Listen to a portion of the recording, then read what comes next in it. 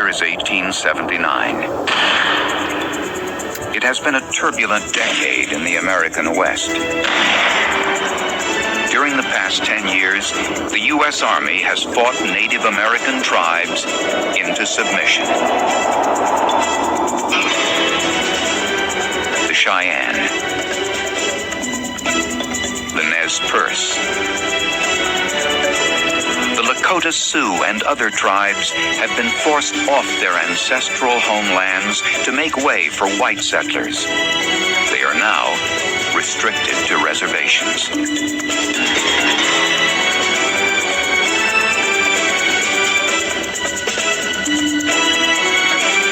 In the early 1800s, the Ute Indians had met the Americans with friendship.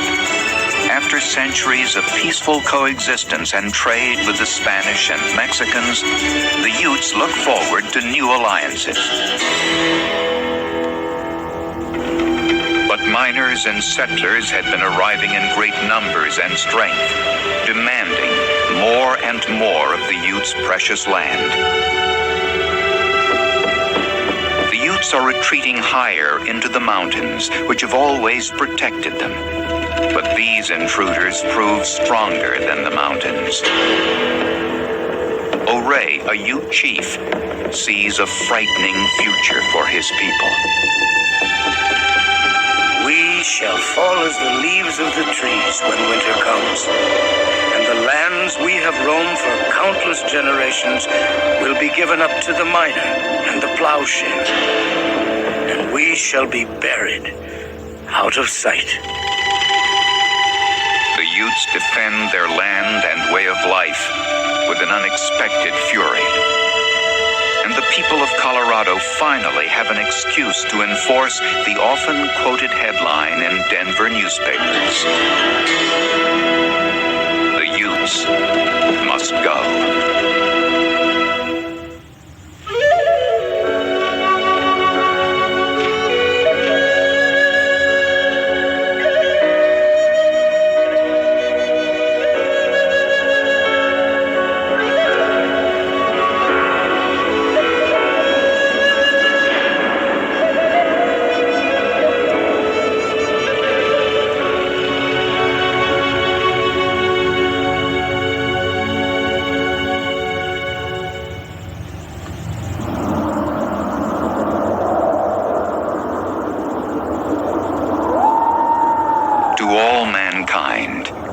Mountains hold mystery and magic.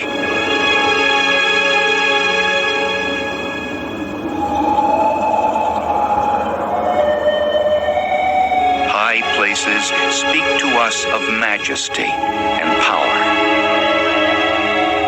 The formidable Rocky Mountains are no exception.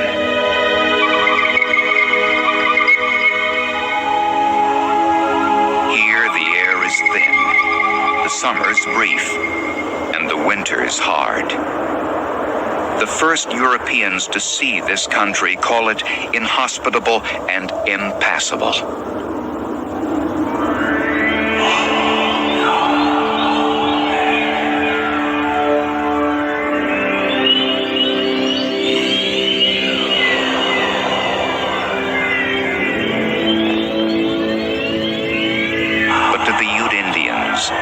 This land they call the Shining Mountains is home.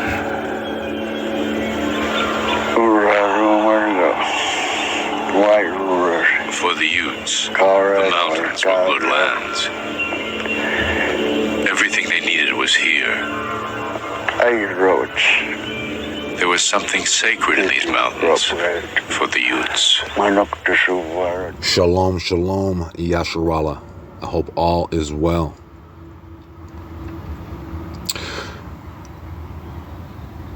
So I was thinking about what it says in Revelations chapter 10. In the same verse, it speaks about it speaks of the great of the secret of the Most High. At the end of that verse, it says, "And the secret of the Most High shall be ended, that was declared by the prophets. And we'll go look at that in just a second. But I was pondering on that the last couple days. And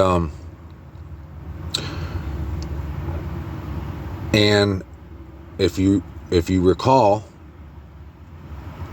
I've been saying that the secret of the Most High regarding the splendid land, regarding the set apart place, the secret of it is all through the scripture, especially Ezekiel, Isaiah, Jeremiah, Hosea, Amos, Haggai, Zechariah, Obadiah, all that stuff. And so I was like, and I never noticed that before. And I was like, yeah, see? And and it dawned on me that I hadn't touched really that, I really hadn't got into Daniel that much. And I'll be honest, I've tried to look at it through these last few months where I've been looking at Isaiah and Ezekiel and all this stuff. I've dipped over into Daniel every once in a while, and I couldn't make any sense out of it. I really couldn't. And it hurt my brain just reading some of it. But last night, I went and looked at it again. And just like the Most High always does, He leads us. He takes us by the hand and He leads us through paths of righteousness. He makes us to lie down in green pastures. He has to lead us, guide us through a specific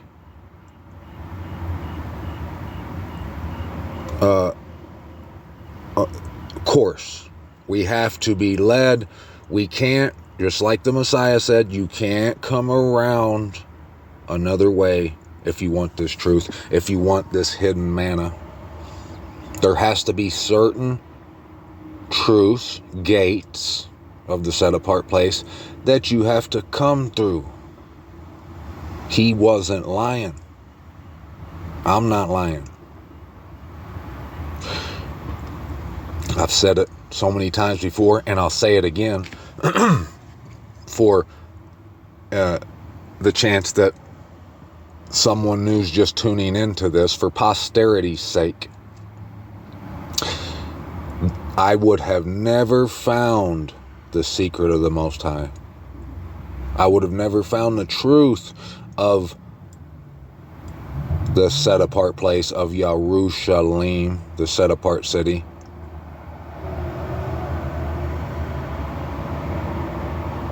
if I hadn't went through Ezekiel first.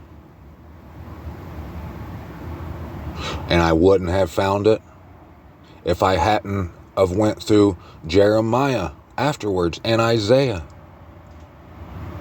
It's protocol. You cannot come around another way.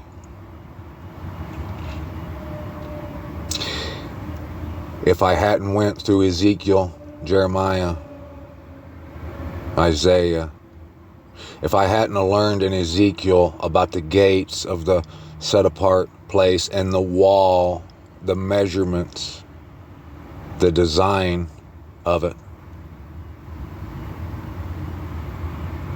I wouldn't have found what I've found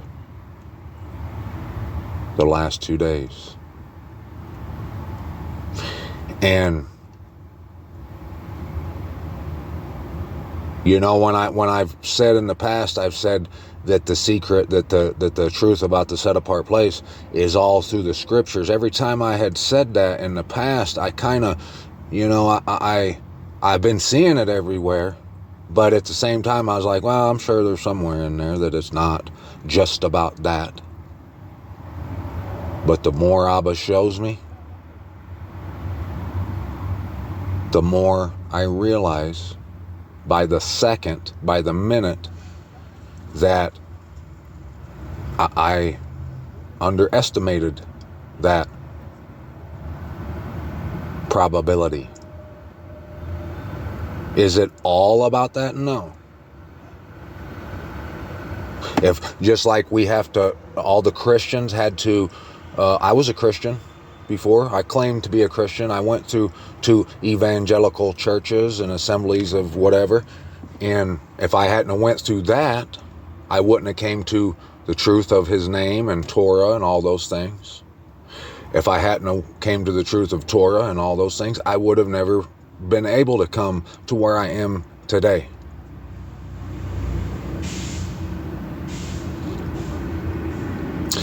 If I would have thought of Daniel the way I always thought about it before, the way most people think about it when they read it, I could have never got the truth. And that would have been pride on my behalf. And just to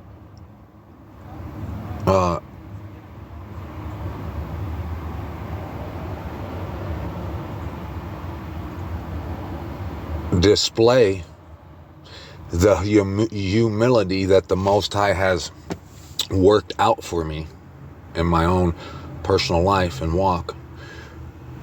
And it's a humility that we all have to have, and it's a humility that I don't see many have.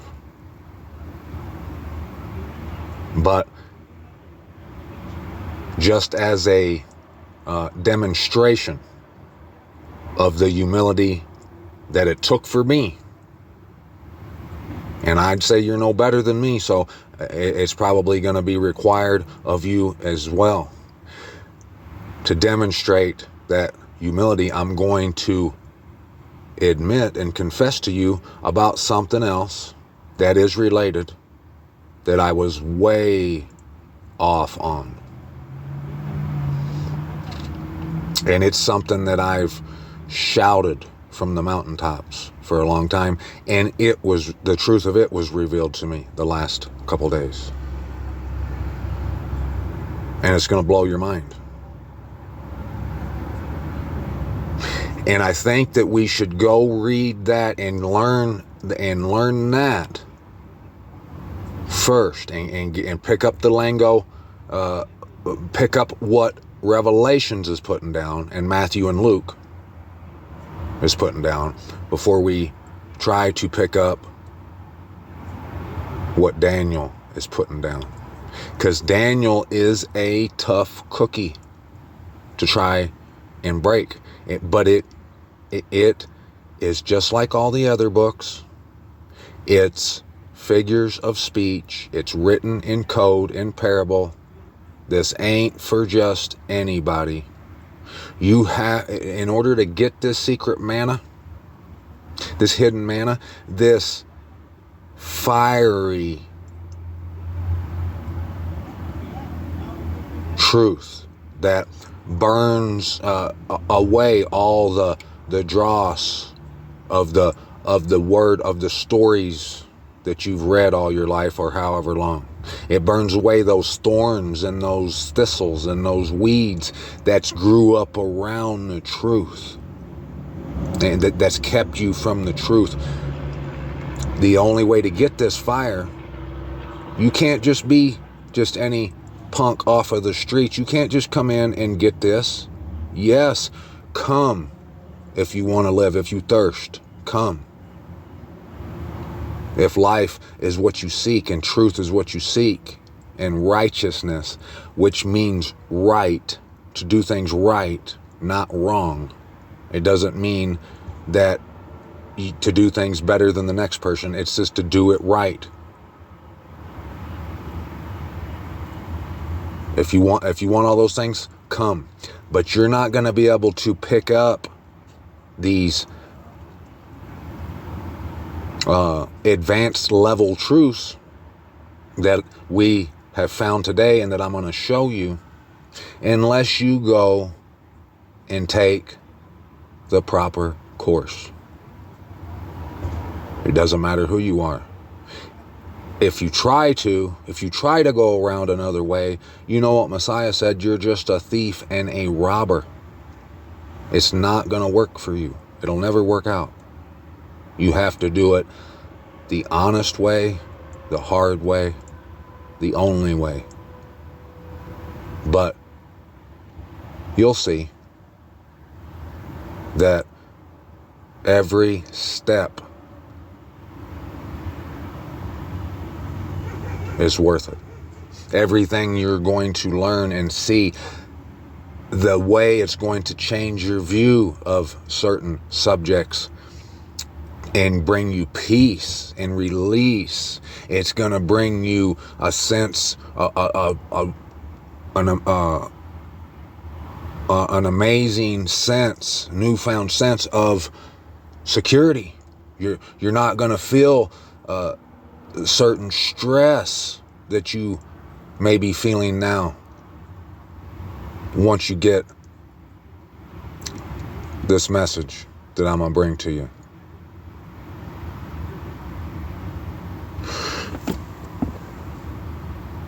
But real quick, verse 13 in Daniel chapter 8 says, "Then I heard a certain set-apart one speaking, and another set-apart one saying, one said to that certain one who was speaking, Till when is the vision concerning that which is continual, and the transgression that lays waste, to make both the set-apart place and the host to be trampled underfoot?" Verse 14, "And he said to me, For 2,300 nights, then that which is set apart shall be made right." What shall be made right? The set apart place and the host. The set apart people shall be made right. Now, let's go to Revelations chapter 10. And I don't know if you recall or not, but I mentioned before in the past, a while back, about the Utes. I told you one of the colleges in Utah is the University of Utah, and their team name is the Utes. And don't let anyone fool you. Don't let anyone lead you astray. The Utes is what the Native Americans called themselves when the Spanish came here. And the reason they called themselves the Utes was because the land they lived in, they called Utah. Now in English, or whatever language they were speaking, but in English, I can confirm that when you put an S on the end of something, it makes it plural, right? So, if you say Utes, if you say Ute, and then you put an S on it and you say Utes, it's like saying the Yahudim. It's the same thing. The Yahudim's just in Hebrew.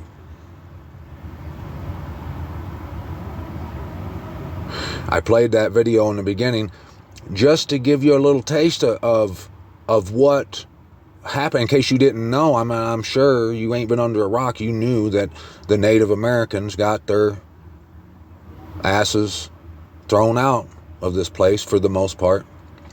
But if you didn't know that that raping and pillaging went on, that they were treated like scum, and they actually treated the people coming in, the Europeans, whoever it was, they treated them nice. I'm sure when Nebuchadnezzar and his army, the Babylonians, came, they probably thought they were going to be friends or something. But don't ever forget, just like always, everything is done for the good pleasure, the purpose of the Most High Abba Yahuwah. He's the Most High. He's our wonderful Creator, our righteousness. Everything's done for him to give him more honor, glory, praise, and all esteem. That happened to them people because of the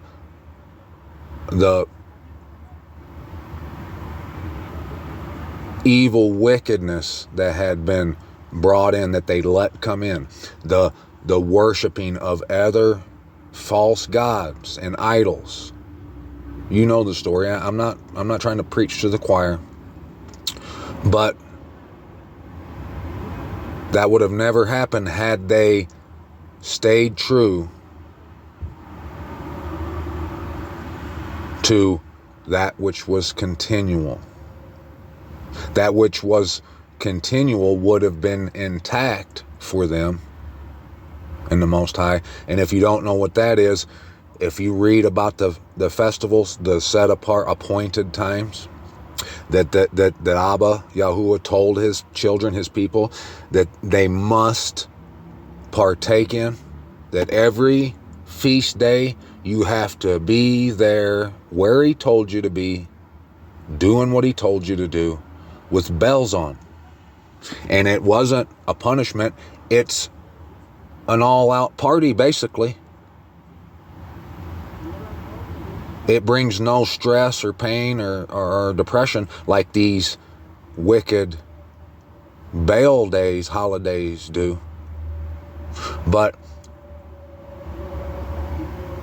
their punishment for bringing in those Baal, Molech, and Remphan nonsense in to the splendid land, to the set-apart land, was that they had what was continual taken away from them.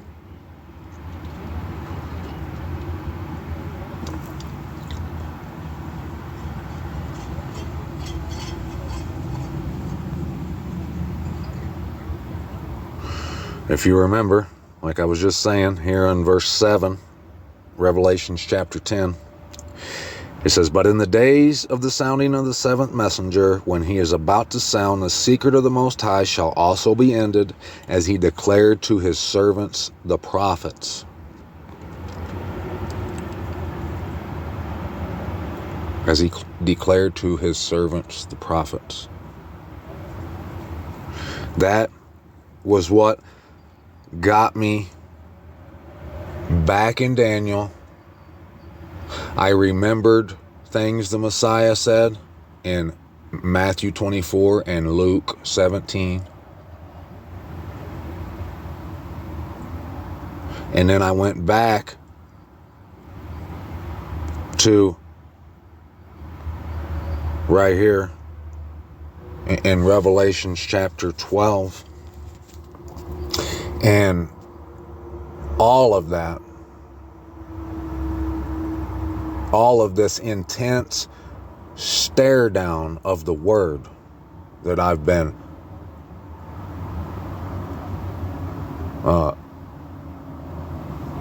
engaged in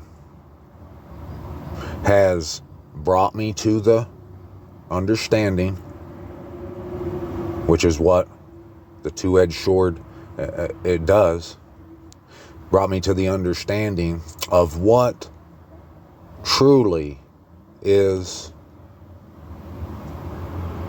the abomination that lays waste, and the identity of the first and second beast and the image of the beast. If you've been here for a while, you should probably remember that I've been screaming from the mountaintops, from the firmament, that the image of the beast was the television screen. Now, if I had the pride that most people have, that I've had in the past, which would prevent me from coming to such understandings, I would have never even let my eyes venture down that road when I started to go down the path of truth that led me to what those things really are. I had to be willing to look, and once I started to see that I was off, that I was wrong when I said it was the television. If I would have stopped right then, I couldn't have came to the understanding, but I had to suck it up, Buttercup. That's what it's all about. You have to be willing to get on your face if you want to see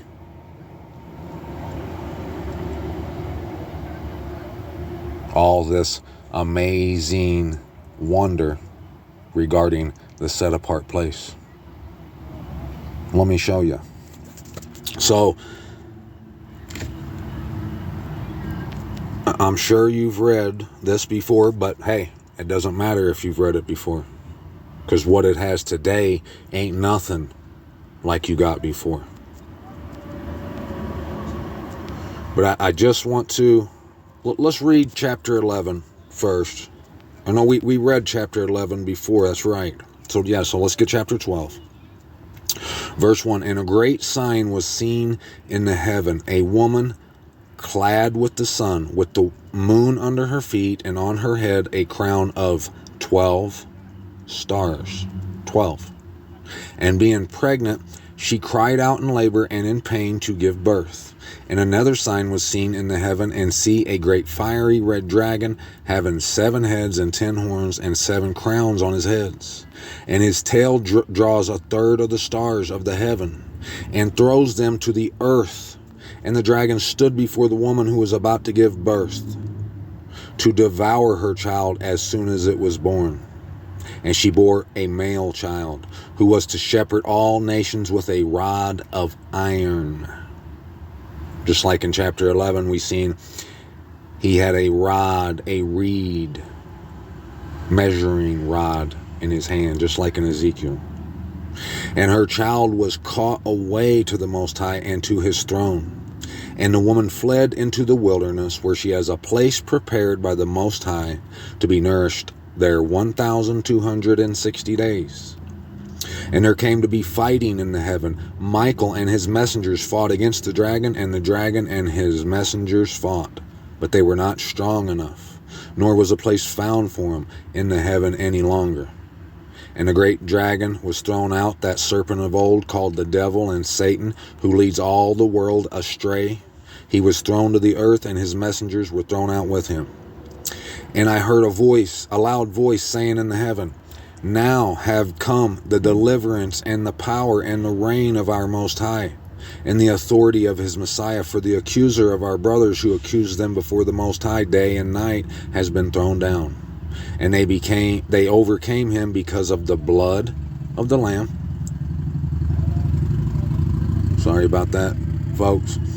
I'm in a place where this is the only place I can get to. There's going to be distractions in the background. There's going to be distractions like me stuttering right there, because I'm epic. But you ain't going to be able to prove me wrong when I tell you that what you're going to receive, it'll be well worth going through what you got to go through to get it.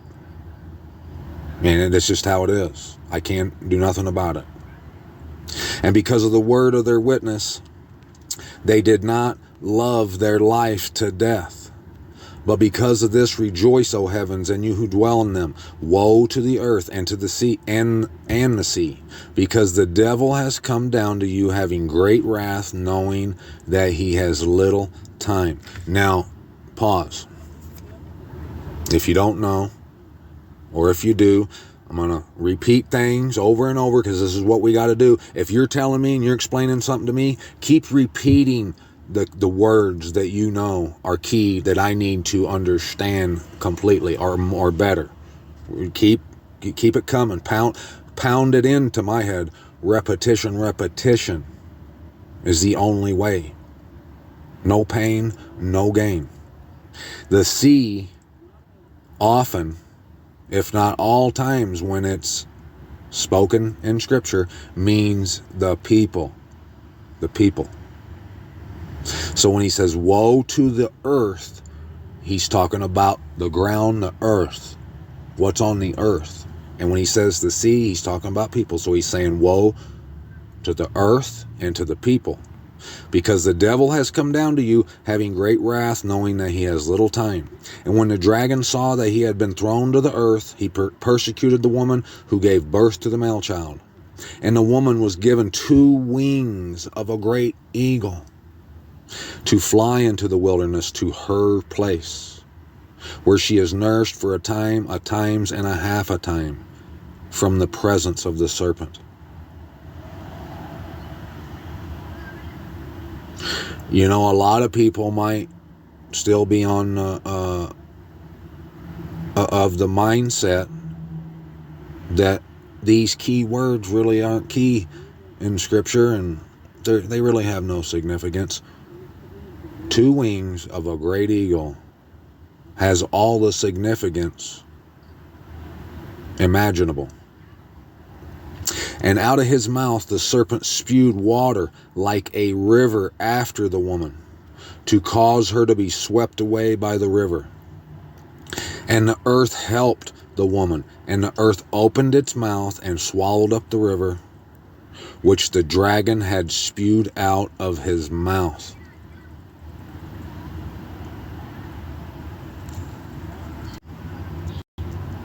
Now, I'm not going to take you through all this, but if you really want the truth, if you really thirst, and hey, if there's a bunch of posers in here, that's all right. That's bound to happen. It's always happened, and well, it won't happen forever, but it's just a reality.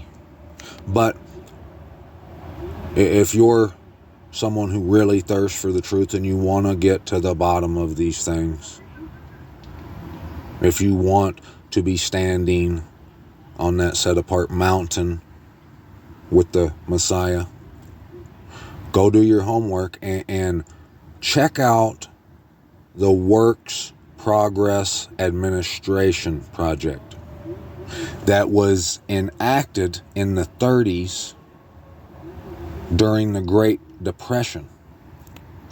And look at some of the projects, some of the buildings that they worked on. Look at all the matters that they spent money on during the Great Depression, when supposedly no one had any money. The United States government spent billions of dollars to make parks and redo buildings and educate people in the media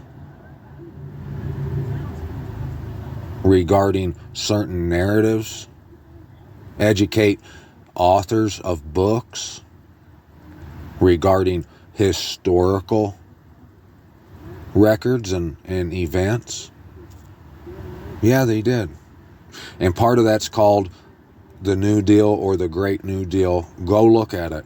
It's no coincidence that that's their little plaque there, that logo with that eagle with those 2 wings. And I was just telling you the other day, and this reached beyond the borders of just North America. This has happened all over the place. I was telling you about those statues in Egypt, quote unquote, that are like Lego blocks that have rebar in them. The rebar wasn't invented until 1920 or 1880 or 90 or something like that. This was a cover-up, is what this was. So go do your due diligence. Look into it. Or I have planned on breaking that down a little bit more with you, going through some of that and looking at a lot of those buildings, a lot of the stuff they did, and you'll see it soon as you start looking at it, that is exactly what that was. It was verse 16 of Revelation chapter 12. It was the earth helped the woman, and the earth opened its mouth and swallowed up the river which the dragon had spewed out of its mouth. That's what it was. Oh, I had to read the bottom of that there. Verse 17, and the dragon was enraged with the woman and he went to fight with the remnant of her seed, those guarding the commands of the Most High and possessing the witness of Yahushua Messiah.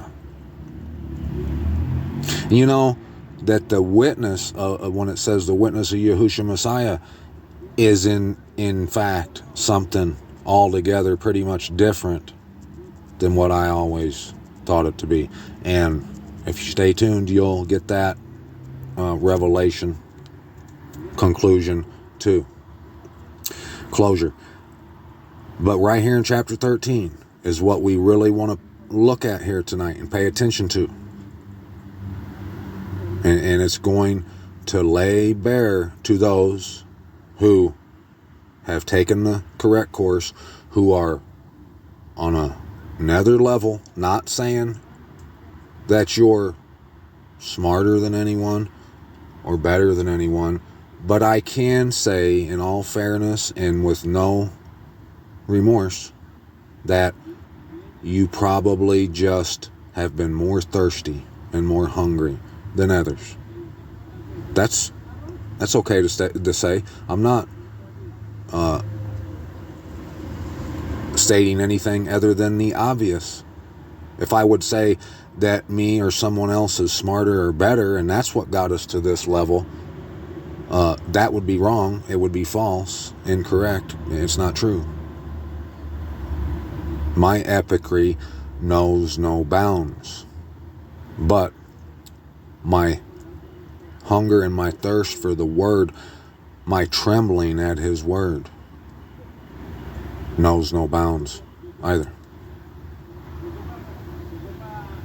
But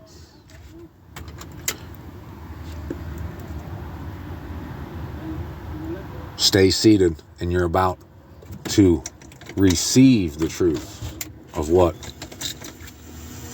the image is and who the two beasts are. Verse 1, chapter 13, and I stood on the sand of the sea. On the sand of the sea. Just think about that. What does that bring to mind? Where have you seen that before in the scripture? As I stood on the sand of the sea. Took me a while, a few times reading it before I noticed it. The Most High always told Abraham and them that they would be as numerous as the stars and as the sand of the sea. Yeah. And I saw a beast coming up out of the sea, having 7 heads and 10 horns, and on his horns 10 crowns, and on his heads names of blasphemy. And the beast I saw was like a leopard, and his feet were like the feet of a bear, and his mouth like the mouth of a what? Of a lion. Of a lion. And the dragon gave him his power and his throne and great authority. And for those of you who don't know the significance of those descriptions, especially the mouth of a lion, we'll come back to it in a little bit, and I'll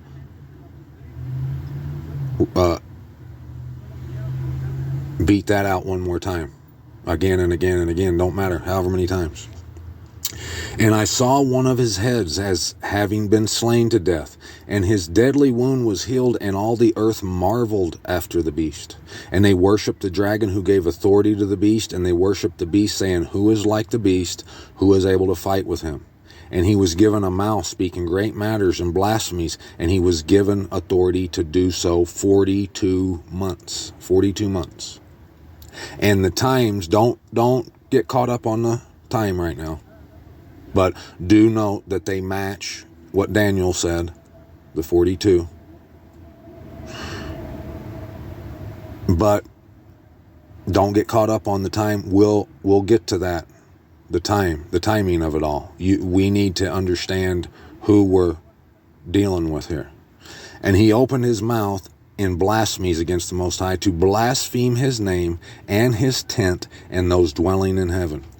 And it was given to him to fight with the set apart ones and to overcome them. And authority was given to him over every tribe and tongue and nation.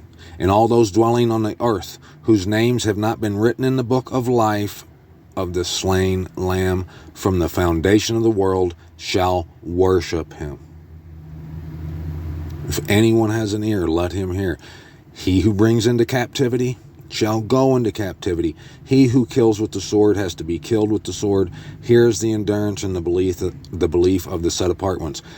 To that verse 10 right there, I've made all kind of speculations, like a lot of people have.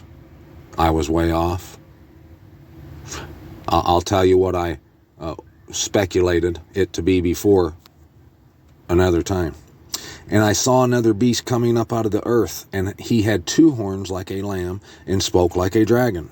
And he exercises all the authority of the first beast in his presence, and causes the earth and those who dwell in it to worship the first beast, whose deadly wound was healed. That's key right there, whose deadly wound was healed. And he does great signs, so that he even makes fire come down from the heaven on the earth before men. Now remember, all these words they're code words, but not really, because we all should be mature enough to at least understand why Abba uses the words he does. Fire down from heaven. It's not what you've always thought before, what I always thought before. It's not a literal flame of fire that you could see with your eyes coming down out of the sky. I assure you, if you're on that level of hunger and thirst, you're going to see, if you don't already. If you do already, hey, high five. It's amazing, isn't it? But it's not. It means to consume things, to destroy things, to burn up thorns, thistles, and weeds. That's what that fire is for. And he leads astray those dwelling on the earth. Notice how he said he makes fire come down from the heaven on the earth before men, and he leads astray those dwelling on the earth. If he had fire, I used to think maybe he's just some kind of magician. He's tricking them to make him think. Maybe it's Project Bluebeam. He's going to make fire come down. No, that's not what it is. And he leads astray those dwelling on the earth because of those signs which he was given to do before the beast, saying to those dwelling on the earth to make an image to the beast who was wounded by the sword, yet lived. The sword is the word. He was wounded by the sword, yet lived. Let's read that again, verse 14. And he leads astray those dwelling on the earth because of how? Because of those signs which he was given to do before the beast. What was those signs? To make fire come down from the heaven on the earth before men. The heaven is above, the earth is below. The fire burns up the weeds and the thorn bushes. It removes the rocks, the stones, the dust of the earth that covers something up. He leads them astray by those signs. Saying, in doing all that, he says, make an image to the beast who was wounded by the sword yet lived. And there was given to him to give spirit to the image of the beast, that the image of the beast should both speak and cause to be killed as many as would not worship the image of the beast. Now this part is the most tricky part to get, because your mind will always want to go back, not always, but a lot. It'll want to go back to, no, this is the jab. This is a RFID chip. It's not. Nope. It isn't.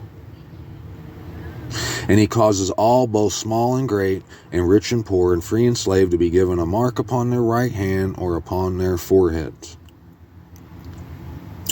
that no one should be able to buy or sell except he that has the mark or the name of the beast or the number of his name. Here is the wisdom. He who has understanding, let him calculate the number of the beast, for it is the number of a man, and his number is, it wasn't 666. It adds up to 666. It was those Greek letters I've showed you. That's on that Papyrus 115, that parchment that was found. Well, right after that, right after him telling those on the earth to make an image of the beast as he's making fire come down from the heaven onto the earth to lead those astray who dwell on the earth. It goes right to, and I looked and saw a lamb standing on Mount Zion, and with him 144,000 having his father's name written upon their foreheads. They didn't have the number of his name, Papyrus 115, all that nonsense on their foreheads. And I heard a voice out of the heaven like the voice of many waters, like the voice of many people, and like the voice of loud thunder. And I heard a sound, the sound of harpists playing their harps. I've mentioned this before. Again, I'll tell you again. When it's talking about and predicting in the future, when it's saying they played their harps or they sang, they broke forth into a song, or they sing, or they play their harps or their flutes, it's talking about returning to the set apart place, to the set apart city every time. And they sang a renewed song before the throne. In the end of this book, if you recall, and we'll get to that eventually, not tonight, but it says, and I saw a renewed Jerusalem coming down out of the heaven. I assure you, it wasn't coming out of the sky, just like that fire wasn't coming out of the sky. And they sang a renewed song before the throne and before the four living creatures and the elders, and no one was able to learn that song except 144,000 who were redeemed from the earth. This was one thing that I do regret not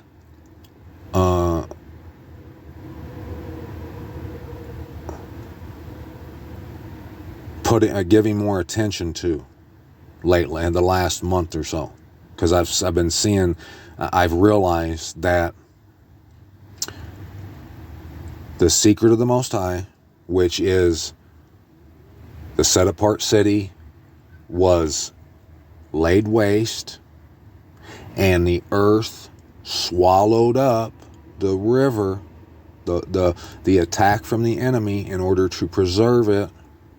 And that there is and the other half of the secret of the Most High is that a replica was made to lead astray those dwelling on the earth, that's full of every abominable thing you can think of. And I've proved that, and we can do it again. We will do it again.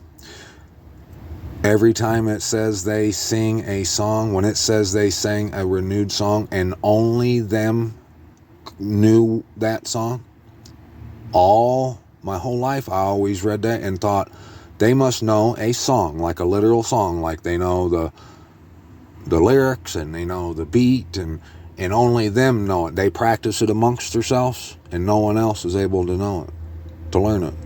That's not what it is. That song is the secret of the Most High, that the set apart city's been hidden, and you got to find it.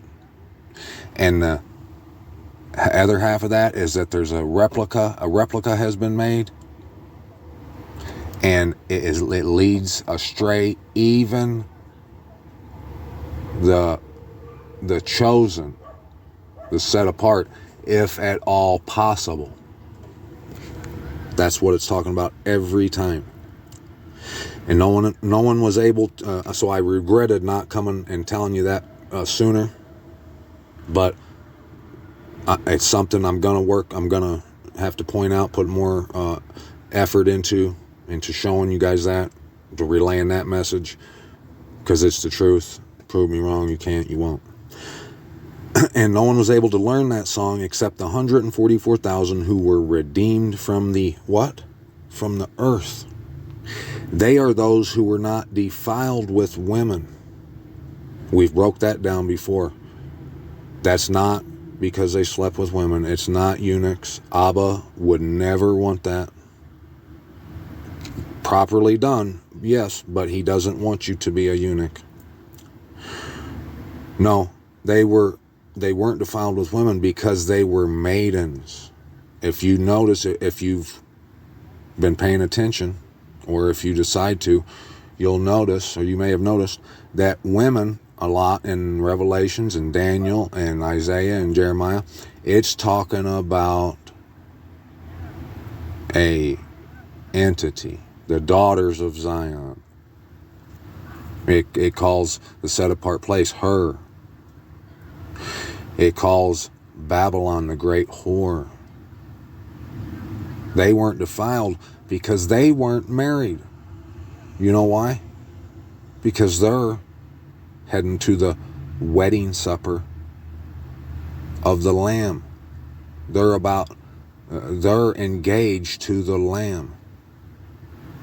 That's why the fact that they haven't let themselves be defiled by Babylon and Egypt and the mystery Babylon, these whores, the fact that that they didn't let themselves do that, gives them what it takes in order to become married to the Lamb. You can't become married to him if you're already married to mystery Babylon, to Christianity, to Islam, all these things. Makes sense. Now, just think about that for a minute. The reason these Christians and these people can't see that the Torah hasn't been done away with, that Jesus ain't the Messiah's name, that, all the things that they're blind to, the reason they're blind to all those things is because they're married to those things. They've made that wall. They've made that their wall that separates them from the Most High. They are those following the Lamb wherever he leads them on. The truth. They follow the truth wherever he leads them on. They were redeemed from among men, being first fruits to the Most High and to the Lamb. And in their mouth was found no falsehood. I'll tell you right now, that doesn't mean that they've never spoke falsehood. No. It means that in their mouth, right now, at that time, is found no falsehood. They're not talking BS. They're not promoting, pushing out lies. They're speaking the truth, following the Lamb wherever he leads them on. For they are blameless before the throne of the Most High. That's what makes you blameless. I've went over this so many times. When it says the wrong, it means the wrong. It doesn't mean the pitiful or the lesser human types, or the lesser, honorable, all that kind of stuff. It means wrong. It means wrong. And most of the wrong shall do, all the wrong shall do more wrong, because that's what they love. They're married to it. They are to blame. And I saw another messenger flying in mid-heaven, holding the everlasting good news to announce to those dwelling on the earth, even to every nation and tribe and tongue and people. One of my favorite parts. The good news is, saying with a loud voice, fear the Most High and give esteem to him, because the hour of his judgment has come, and worship him who made the heaven and the earth and sea and fountains of water. There's so many reasons for them to let you know who he is and what he made. And another messenger followed, saying, Babel is fallen, that great city, because she has made all nations drink of the wine of the wrath of her whoring. And a third messenger followed them, saying with a loud voice, if anyone worships the beast and his image, and receives his mark upon his forehead or upon his hand, he also shall drink of the wine of the wrath of the Most High, which is poured out undiluted into the cup of his wrath. And he shall be tortured with fire and sulfur before the set apart messengers and before the Lamb.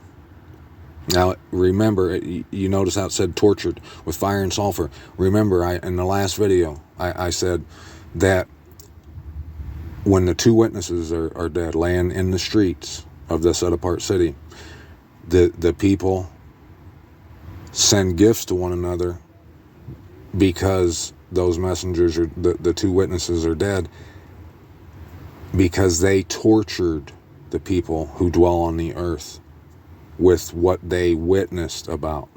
They tortured them. They really wasn't physically had them locked in the basement, torturing them. What they said tortured them. And what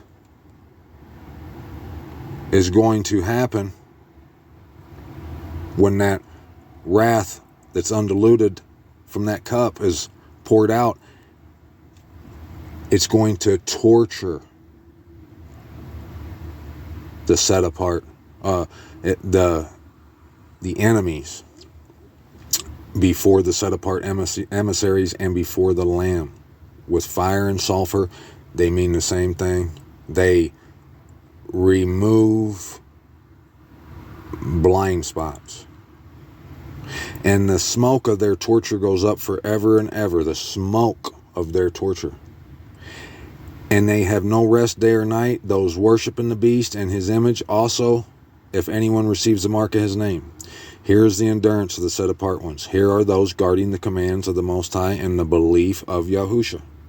And I heard a voice out of the heaven saying to me, write, blessed are the dead who die in the Master from now on. Yes, says the Spirit, in order that they rest from their labors and their works follow with them. And I looked and saw a white cloud. And sitting on the cloud was one like the son of Adam, having on his head a golden crown, and in his hand a sharp sickle. And another messenger came out of the dwelling place, crying with a loud voice to the one sitting on the cloud, send your sickle and reap, because the hour has come for you to reap, because the harvest of the earth is ripe. And the one sitting on the cloud thrust in his sickle on the earth, and the earth was reaped. And another messenger came out of the dwelling place which is in the heaven, and he too held a sharp sickle. And another messenger came out of the slaughter place, having authority over the fire.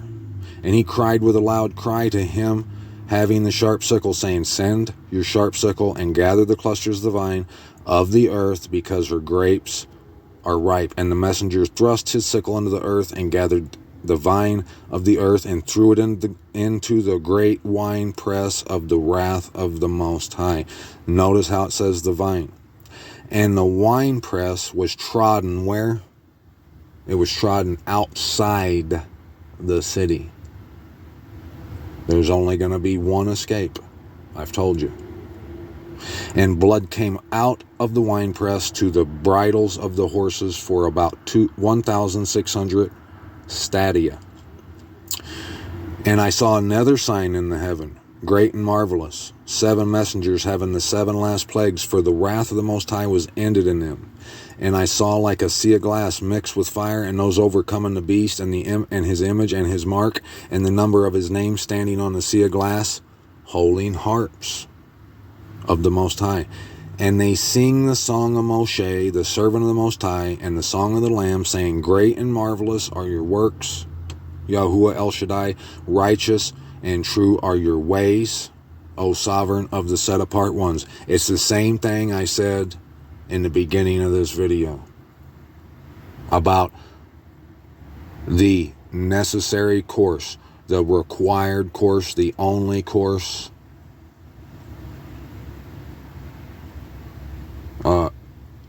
that you can take to get to the truth. It's marvelous. His works, his wonders, it's marvelous.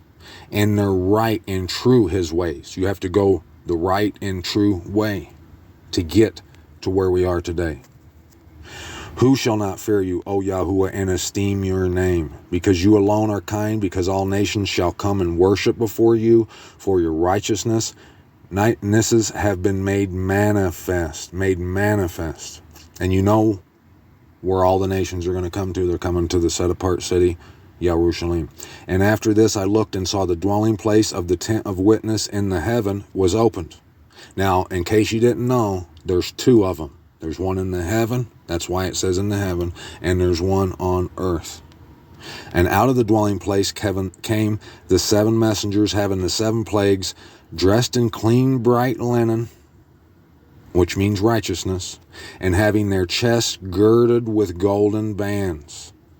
We know that the chest, the breastplate, is of faith. I'm pretty sure it's faith. And we know gold is symbolic of refining. We go through the refiner's fire to be purified, to be refined as gold and silver. It's all symbolic. There's a reason they have those golden things on their chest.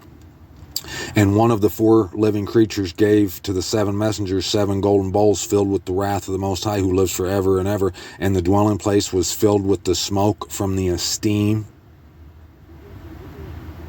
Just like I've been saying for a really long time, you have to give all esteem. That's one stepping stone that everybody must take in order to get to this hidden manna where we are today, to get to where those people we're reading about get to the deliverance, to the escape. You have to give all esteem. That's why it says the dwelling place was filled. Everyone in there will be giving all esteem. That's how they got there. Of the Most High and from his power, and no one was able to enter the dwelling place until the 7 plagues of the 7 messengers were ended. That right there is why you got to get your butt on the highway, get to the set apart place, because when the door shuts, you'll be stuck outside and you're going to have to go through those 7 plagues with all the rest of the people. And I heard a loud voice, chapter 16, from the dwelling place saying to the 7 messengers, go and pour out the bowls of the wrath of the Most High on the earth. And the first went and poured out his bowl upon the earth. And an evil and wicked sore came upon the men, those having the mark of the beast and those worshiping his image. And the second messenger poured out his bowl on the sea, and it became blood as of a dead man. Of a dead one, and every living creature in the sea died. That's not literal. All the fish of the sea is not going to die. The sea now that it's talking about is the people outside the gates of the dwelling place.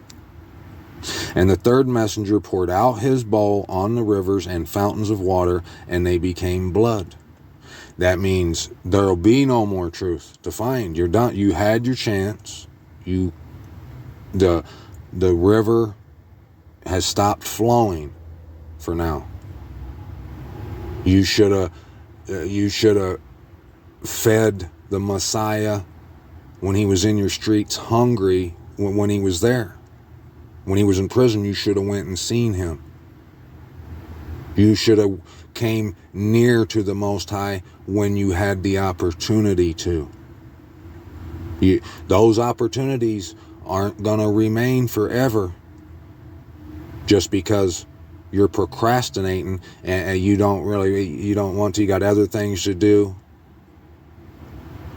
You can't be someone when the Messiah comes and says, follow me, I'll make you fishers of men, that says, nah, not today, come back tomorrow and I'll think about it. And I heard the messenger of the water saying, you are righteous, O Yahuwah, the one who is and who was and who shall be, because you have judged these. Because they have shed the blood of the set-apart ones and prophets, and you have given them blood to drink, for they deserve it. And I heard another out of the slaughter place saying, Yes, Yahuwah El Shaddai, true and righteous are your judgments. And the fourth messenger poured out his bowl on the sun, and it was given to him to burn men with fire. And men were burned with great heat, and they blasphemed the name of the Most High, who possesses authority over these plagues, and they did not repent to give him esteem. And the fifth messenger poured out his bowl on the throne of the beast, and his reign. Take note of the word reign and when it's used. Pay attention to that. And his reign became darkened. Okay? The messenger poured out of his bowl onto the throne of the beast, and his reign, the beast's reign, became darkened. Does that sound literal to you? And they gnawed their tongues from pain. Their tongues. And they blasphemed the Most High of the heaven for their pains and their sores, and did not repent of their works. That's one thing that always used to catch me up. I always just say, man, if I was getting melted by the sun, these sores popping all over me and all this, I think I would stop doing what I'm doing, repent of my works, right? Wouldn't you think? That's one more reason, one more example that should let you know that this isn't literal. If they don't repent of their works, it's just the same way. Right now, the Christians aren't repenting of their works. As a matter of fact, they publicize, they promote their works. They actually are proud, quite proud of their works. And they mock and scoff and scorn you because you ain't doing those works. And the sixth messenger poured out his bowl on the great river Euphrates, and its water was dried up, in order to prepare the way of the sovereigns from the east. And I saw coming out of the mouth of the dragon, and out of the mouth of the beast, and out of the mouth of the false prophet, 3 unclean spirits as frogs. Now you should know dang well that if you've seen that, frogs literally didn't come out of their mouth.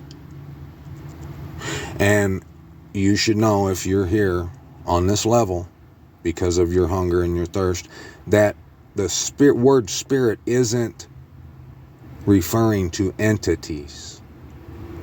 It's a way. Walking in the Ruach HaKodesh, the Holy Spirit, set apart Spirit, is walking in the truth. We follow the Lamb wherever he goes.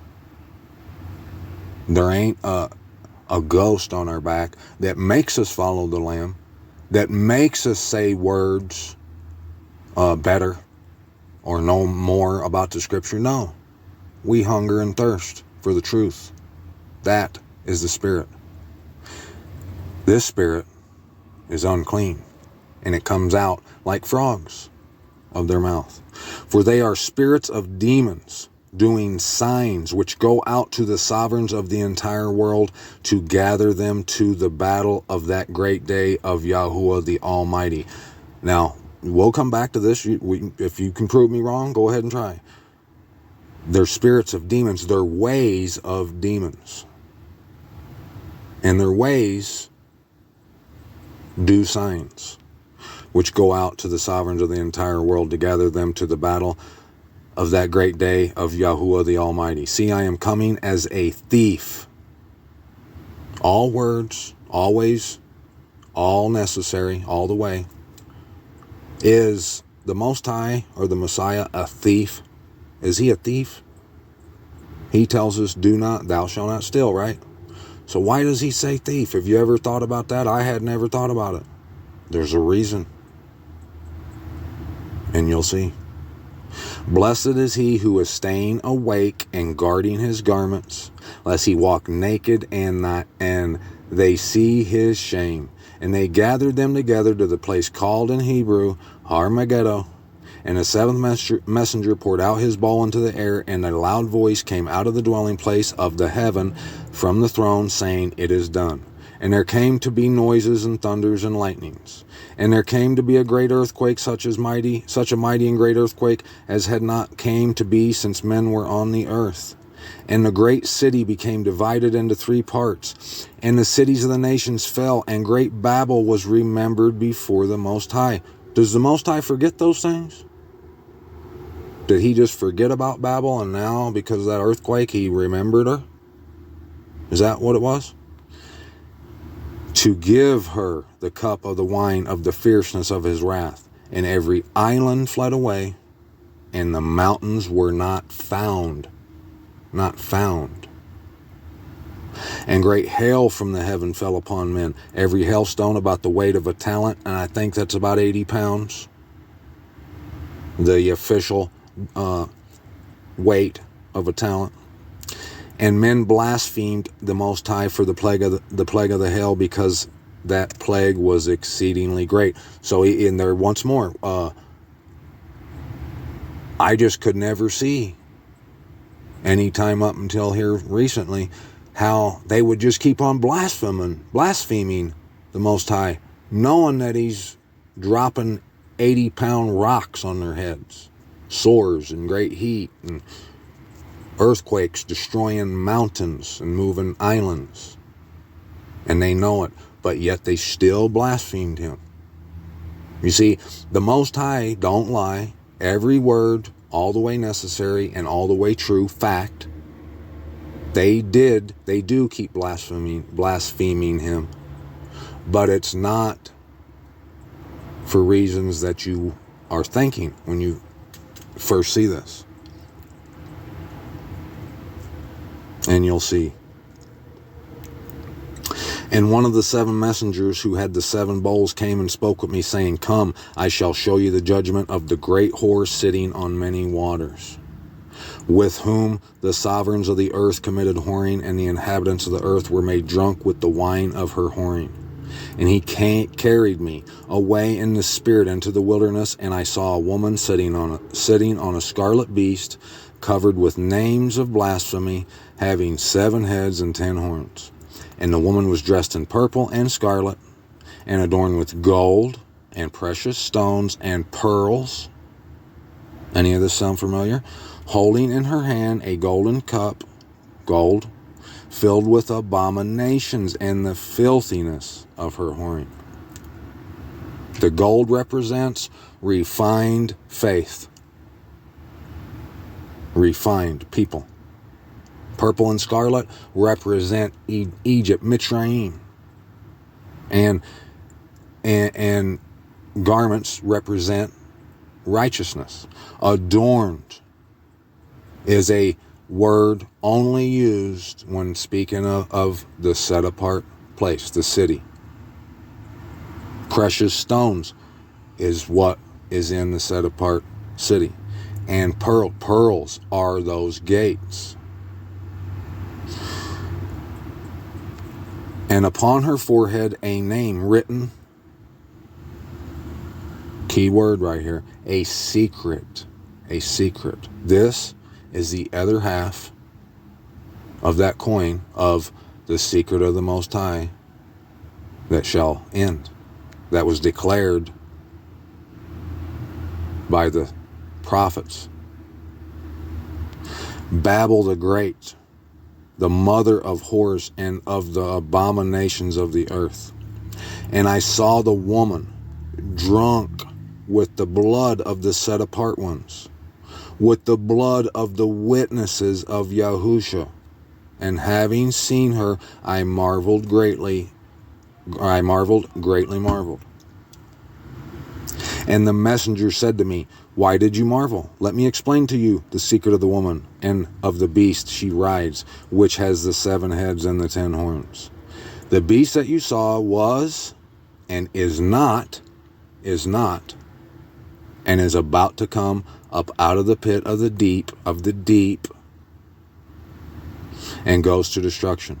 And those dwelling on the earth, whose names are not written in the book of life from the foundation of the world, key word, really key right here, shall marvel when they see the beast that was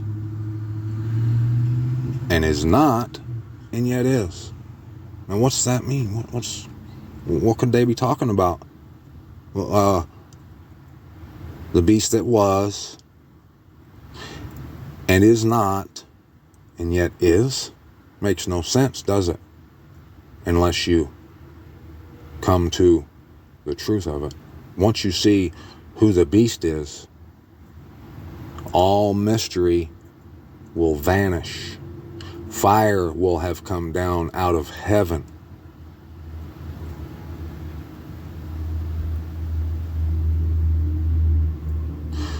The whore rides on the beast that has 7 heads and 10 horns. I've spoke about Babylon, and it tells you that the whore is Babel, Mystery Babylon. Mystery Babylon, all religions, I've spoke about this, made videos, plenty of them. A lot of other people know this too. All religions, which are falsehood, garbage, come from ancient Babylon. It's Mystery Babylon. One of my speculations of who the beast was when it says, it wasn't very long ago that I said this, what I'm about to say. I thought that when it said the beast that was and is not and yet is, was Mystery Babylon. Because no one really sees Mystery Babylon. It's not. He uses all the right words. He says all the right words. He does all the right things. He makes all the right moves. Who could it be that would be drunk with the blood of the set apart people, with the witnesses of Yahusha? Who is it that the world marvels at?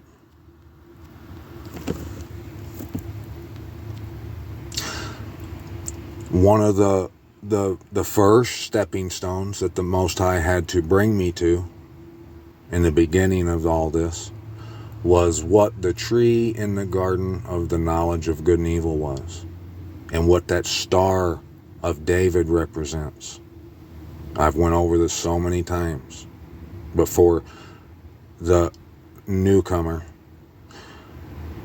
The star of David, which is on the star of Israel, or on the flag of Israel, that 6-pointed star, that is a hexagram. The outline, if you took a pencil and marked around each point, you would make a hexagon, or in Latin, a sexagon. It's where the word hex came from. When you hear in horror movies when a witch puts a hex on someone, a spell on someone, they use that word hex. That star is 2 triangles, one pointing up and one pointing down. The reason in Latin it's called a sexagon is because that is a picture of a man and a woman having sex. The triangle aiming down is a woman with her legs up in the air. The triangle pointing down is the man on top. It's the same shape that the Freemasons use for their square and compass. It's the same shape that Walmart uses for their sun on the front of their buildings. It's the combining. This is what mysticism teaches. Mystery Babylon. Did you know that they actually have whole colleges for mysticism still in this country, all over the place? I've showed videos about it. I've made videos talking about it, showing the colleges and the teachers, the professors talking. Mysticism, Mystery Babylon, teaches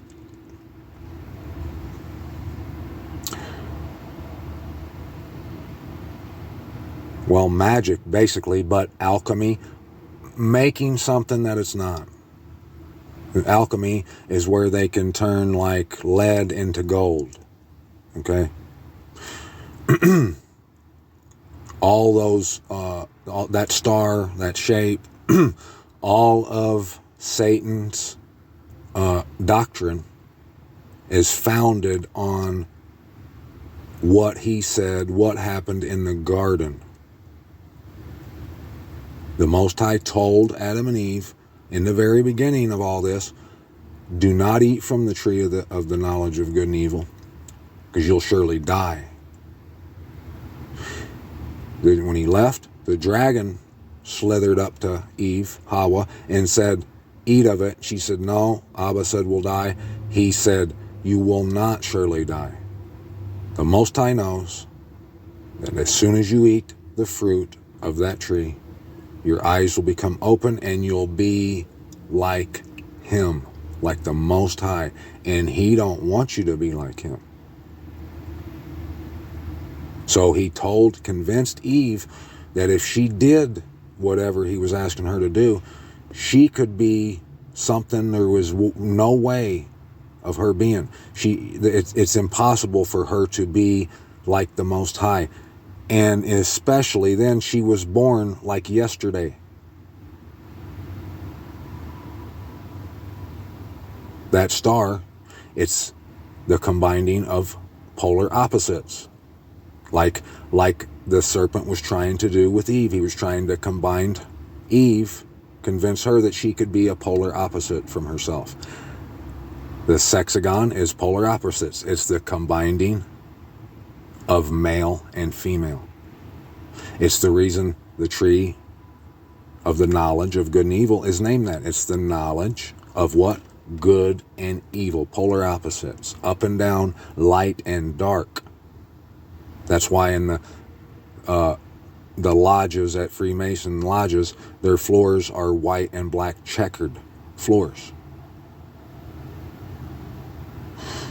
That's why you see all this transhumanism crap running wild today.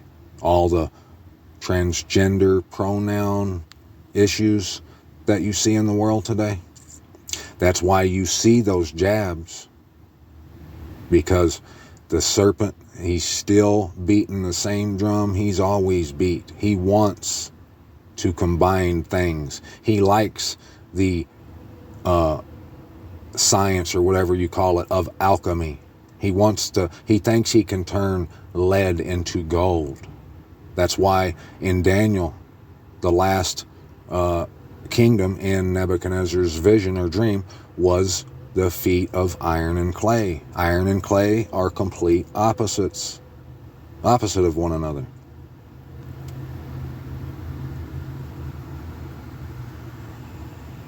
That flag that Israel has, that star represents all that. It represents the mark of the beast, the image of the beast. It represents the curse.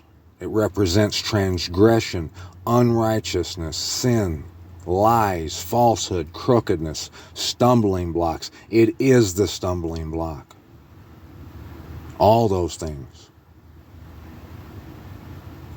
Now, when you think about why it would say that the beast was and is not and yet is, it should be making some sense to you now why it would say that.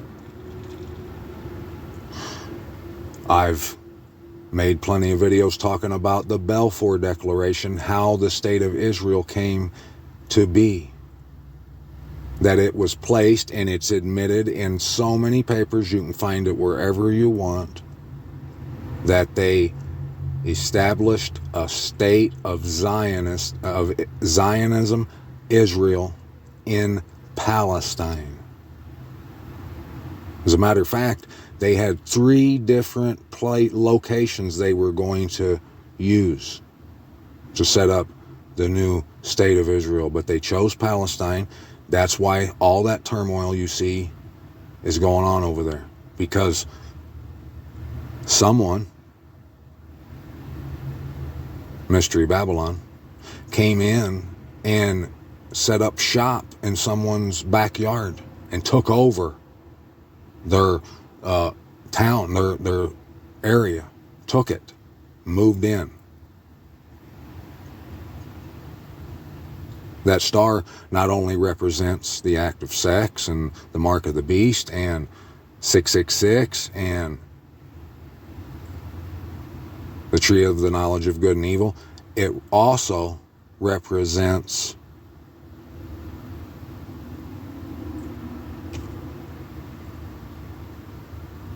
the just the star alone is a transgression against the command, because we're not to have any engraven images.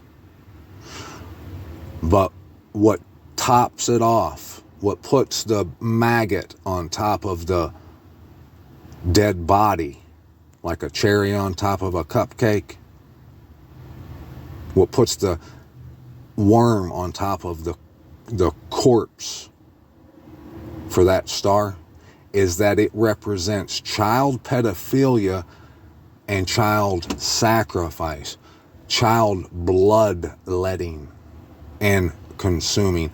It represents that drug that the people in Hollywood use. What's it called? Adrenochrome. It represents all things nasty and wicked. Wicked. And wouldn't it be that the beast that the whore of Babylon rides on, that's in complete opposition to Abba and everything that's good and right? Wouldn't it make sense that it would be the polar opposite from everything that's good and right, and it would be everything that's foul and wicked and disgusting and filthy? That's what it is. And instead of the world seeing that place and that flag for what it is, they marvel at it. That state of Israel, what they're claiming that to be, which is Yasharal, the land, the people of the Most High, they're claiming that that's what that is. They call it Israel, which means Isis Ra'el. It was. They're saying it was, but it is not. It is not. And yet is. Don't make sense, huh? It should now make perfect sense to you. Here is the mind having wisdom. The 7 heads are 7 mountains on which the woman sits. The 7 mountains are the 7 religions that are in the world today, that all can be traced back to Babylon. They all come from Babylon. All the names of every false god that you've ever seen, the Titans, Zeus, Easter, Christmas, Valentine's Day, Thanksgiving, birthdays, all those things, they come from Babylon, from Nimrod, from Samaraeus, from Tammuz. They just have different names. They are used in different countries and on ethnicities, different ethnicities. They're used where they can be used. They're utilized. You know, Christianity's not going to work so well in Iraq, or maybe it will, I don't know. But that is the land where Islam is best. It's proven. I've showed proof that Islam was created by the Catholic Church. And it was created by deceiving someone into thinking he was talking to angels through a cave. It was created on falsehood. All of it is. You know, the Christianity and the Catholic Church, it's all falsehood. It's paganism, paganry. In disguise, covered up to make the world think that it's something that it's not, just like the tree of the knowledge of good and evil. That fruit it creates is pride, because that's what it is. If you're trying to be someone you're not, You're prideful. That's what that is. If you think you're better than someone else, you're not, but you think you are. So you're polar opposites. You're full of pride. Falsehood is pride. Crookedness is pride.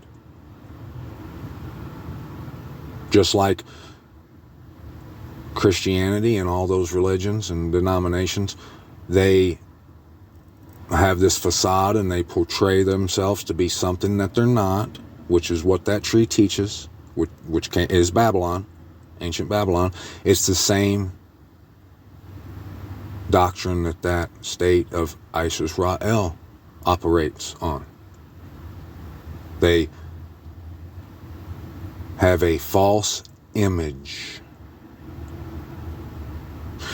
Back up the chapter there, it says that the first beast, one of its heads had a head wound.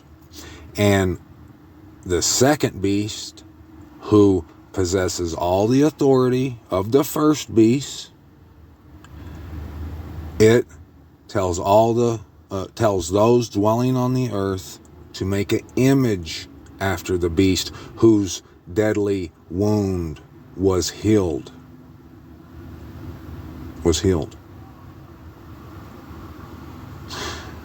When you read about Yasharal, Abba's children, his people, in the true location of Jerusalem, being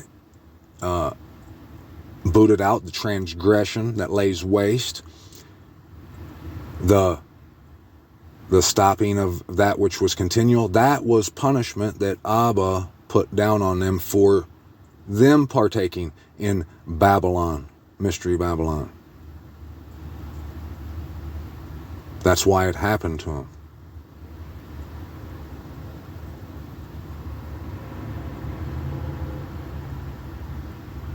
And there are 7 sovereigns. 5 have fallen, and 1 is, and the other has not yet come, and when he comes, he has to remain a little while.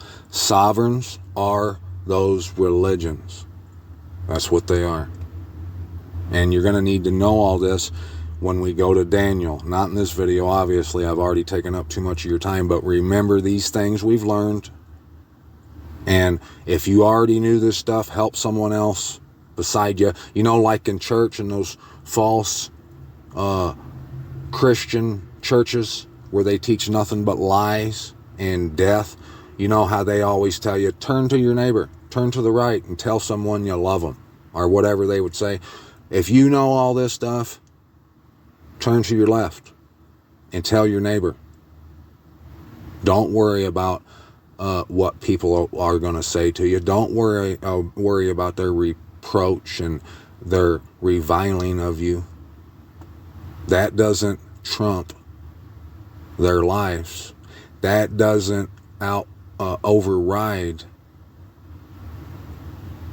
the fact that you should be given all esteem, praising the Most High whenever you can, and helping anyone you can in the process. That's who you are. That's the opposite of alchemy, the opposite of the knowledge of good and evil. You're doing what you're supposed to. You're the person you were born to be.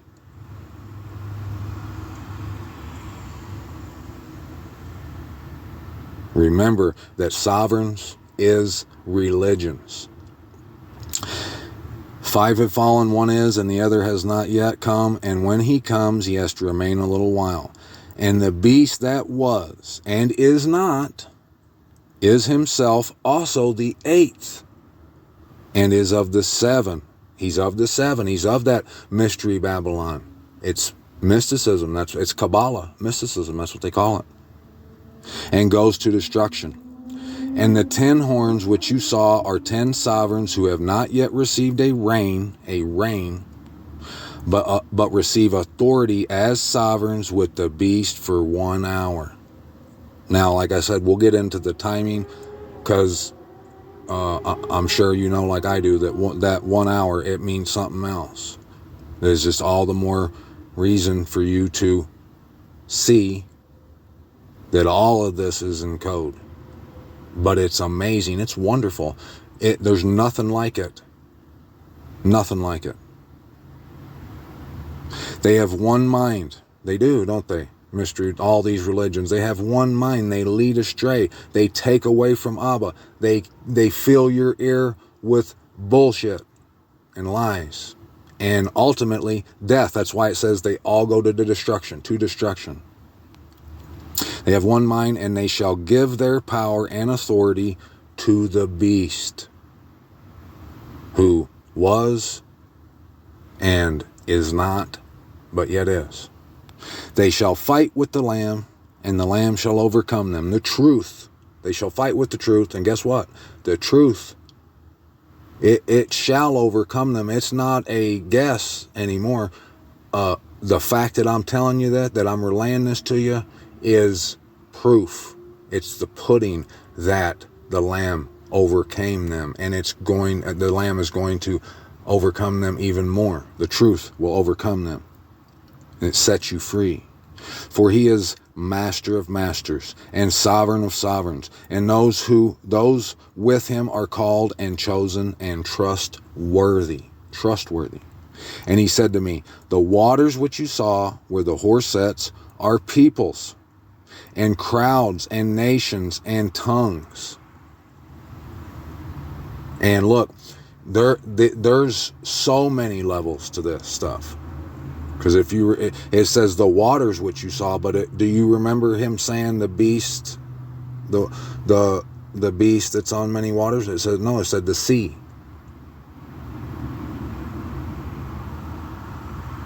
So you have to be on your toes at all times. But if you hunger and thirst enough, it will be given to you. Ask and you shall receive. And the 10 horns which you saw on the beast, these shall hate the whore, and lay her waste and naked, and eat her flesh, and burn her with fire. Now think about that for a second. If what I said is true, that the sovereigns are the religions, the horns are the sovereigns, and they're the religions, they shall hate the whore, they shall hate Babylon. Does Christianity say they hate Babylon? Yes. Does Islam say they hate Babylon? Yes. All those religions claim to hate Babylon.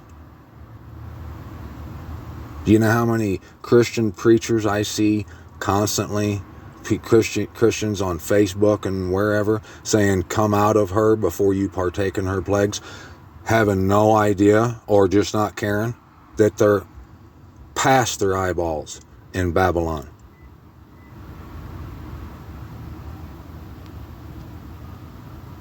Them horns, them religions, they hate Babylon, Mystery Babylon, and lay her waste and naked, and eat her flesh and burn her with fire. They reveal to us who are looking. They lay her naked. They reveal. That's how I've said this plenty of times. If it wasn't for the Christians doing what they do, I would have never been able to see Babylon, Mystery Babylon, for what it truly is, the way I do now. I would have never seen it. I say this, I've said this lots of times, they love to uncover their heart. They like to, whether they know it or not, show you what lies they live, that they don't know their rear end from a hole in the ground. And it's worse than that, because even if you could convince them that that's how things are, they don't care, they love it, and they're going to continue to do it. For the Most High did give it into their hearts to do his mind. See, it's all for his purpose. He does all of it, every bit of it. And it's for our lives, our inheritance, our eternal life. If all the things, if Yasharal wouldn't have been punished and kicked out of the set apart place and it laid waste, we couldn't be here right now. It's all that gold. It's all the refining. It all had to take place. It sucks, yes, sometimes, but looking back, you realize that it had to be that way, and you'll realize that there was no other way, and that you wouldn't trade a second of it for anything.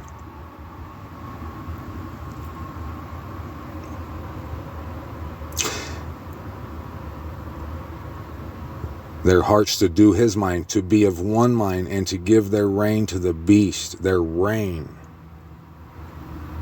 until the words of the Most High shall be accomplished. And the woman whom you saw is that great city, having sovereignty over the sovereigns of the earth, over the religions of the earth. You knew that Babylon, Mystery Babylon, was Babylon. You knew that that's where Easter and Christmas, all this stuff come from.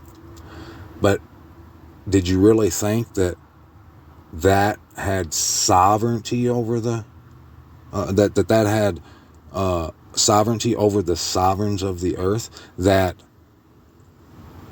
they the myths and legends were the boss of kings and presidents and governments? I mean, they all partake. They all make money from it, but the religions, they all operate under Babylon's rulership. And after this I saw another messenger coming down from the heaven, having great authority, and the earth was lightened from his esteem. If you didn't know that this was all code, or you didn't know you're seeing now that the depths of that code is deeper than what you thought, or you're just realizing now that it's in code, that it's figures of speech, but precise and on point speech, the most precise and useful words that could be used. If you didn't know that, you're seeing now, and you might be thinking about all that you've read in the chapters ahead and the chapters behind of where we are right now, and you're probably realizing, wow, yes, Yerushalayim doesn't come down out of the sky like a pyramid. It's renewed. All matters are made new. He is saying the earth is lightened for a reason from his esteem. And he cried with a mighty voice, saying, Babel the great is fallen, and has become a dwelling place of demons. Are they not?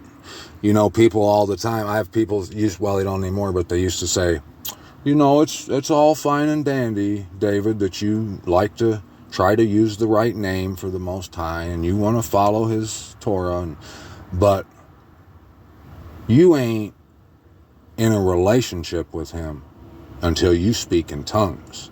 Till you start. Have you ever spoken tongues? They've asked me those things.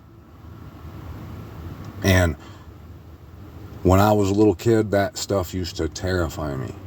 I've had people say, don't watch what you're about to say, because that's blasphemy. Is it? Or is it the other way around? Is you claiming that babbling that serves no purpose, that is something that the Most High says he is not about, that he would never do. He's not the author of confusion, but of clarity.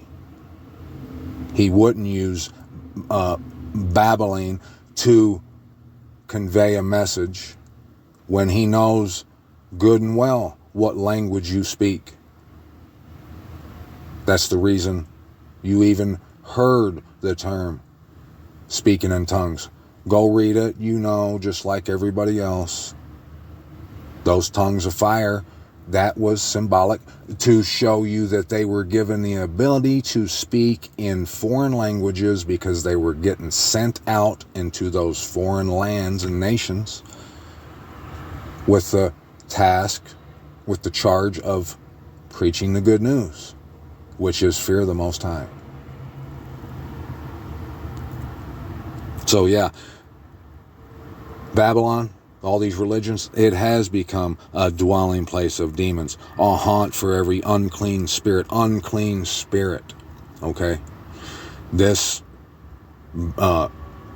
confirms it should put to bed any doubt you have, if you have any left, about what I've been telling you the Ruach HaKodesh is.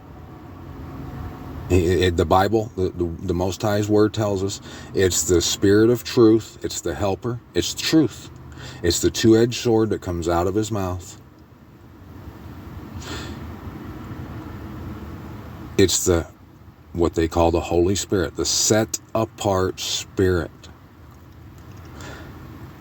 It's not the business of the Most High to possess you. If that was the case, we wouldn't be going through all this. We would be robots or zombies, and we would do what he wants us to do, and we would have no free will, no choice in the matter. But we have free will. We have the will, the ability to choose yes or no, whether we want to serve him this day or not. But Mystery Babylon, that place of demons and haunt of every unclean spirit, they want you to believe that the Holy Ghost, brother, is something that'll make you bounce up and down on the church floor and laugh like a hyena and get what they call drunk or slain in the spirit. Slain in the spirit. You think the Most High wants you to get drunk in the spirit or slain in the spirit? And this is coming from people who will shoot you, douse you with holy water, burn your ass, and send you straight to hell for drinking a beer, drinking a glass of wine. They'll want to pray for you, but they think it's okay to flop around during a time where where they claim that they've came there to worship and praise the Most High. It's all exactly what I just told you, what the Word tells you, that the doctrine of the tree of the knowledge of good and evil teaches, which is the doctrine of the people who live over in that country that have that star on their flag. It's called the Kabbalah tree. It's the way to it's what they say is the only way to divinity. And it's a haunt for every unclean bird and hated bird, because all the nations have drunk of the wine of the wrath of her whoring. And the sovereigns of the earth have committed whoring with her. That's two in the same thing. They are drunk. That's why they are drunk in the spirit, they say, and that's all the stuff they do. That's why they have Christmas trees, Sunday worship, Easter bunnies, all the stuff you see, all the engraven images they have, their objects of wood and stone and all that. It's all a product, which is that wine. They're drunk off of what the whore of Babylon has gave them to drink. And that's whoring. And the sovereigns of the earth have committed whoring with her, and the merchants of the earth have become rich through the power of her riotous living. Now here's one more huge key clue to this whole mystery that we have to understand. Merchants, that's talking about something to do with denominations or organizations or churches, because they became rich through the power of her riotous living. Did they not? The offering plate being passed around, now bringing the first fruits and doing good to your neighbor, that's what you're supposed to do. But having the plate passed around your face and pulling out $100 bills and sticking it in there, or having an old widow that ain't got $2, having her stick one of her $2, if not both, into that plate, and so you can pay your Ferrari off or something like that, to that extreme. And I'm not stretching it too far. I'm sure that has taken place, and it probably is right now. You know it like I do. That is all a product of the wine, of the wrath, of her whoring. That's what that is. And I heard another voice from the heavens saying, come out of her, my people, lest you share in her sins, lest you receive of her plagues. There you go. The Most High's been telling us to not have those names on our lips. He says, don't have any of those foreign false gods, abominations found on your lips. He just told you, come out of all that. Are you going to tell me that you're going to disobey the Most High, risk your biscuits, your eternal life, so you can appease someone on Facebook that don't like using the real names, that sees nothing wrong with saying Jesus or whatever they do?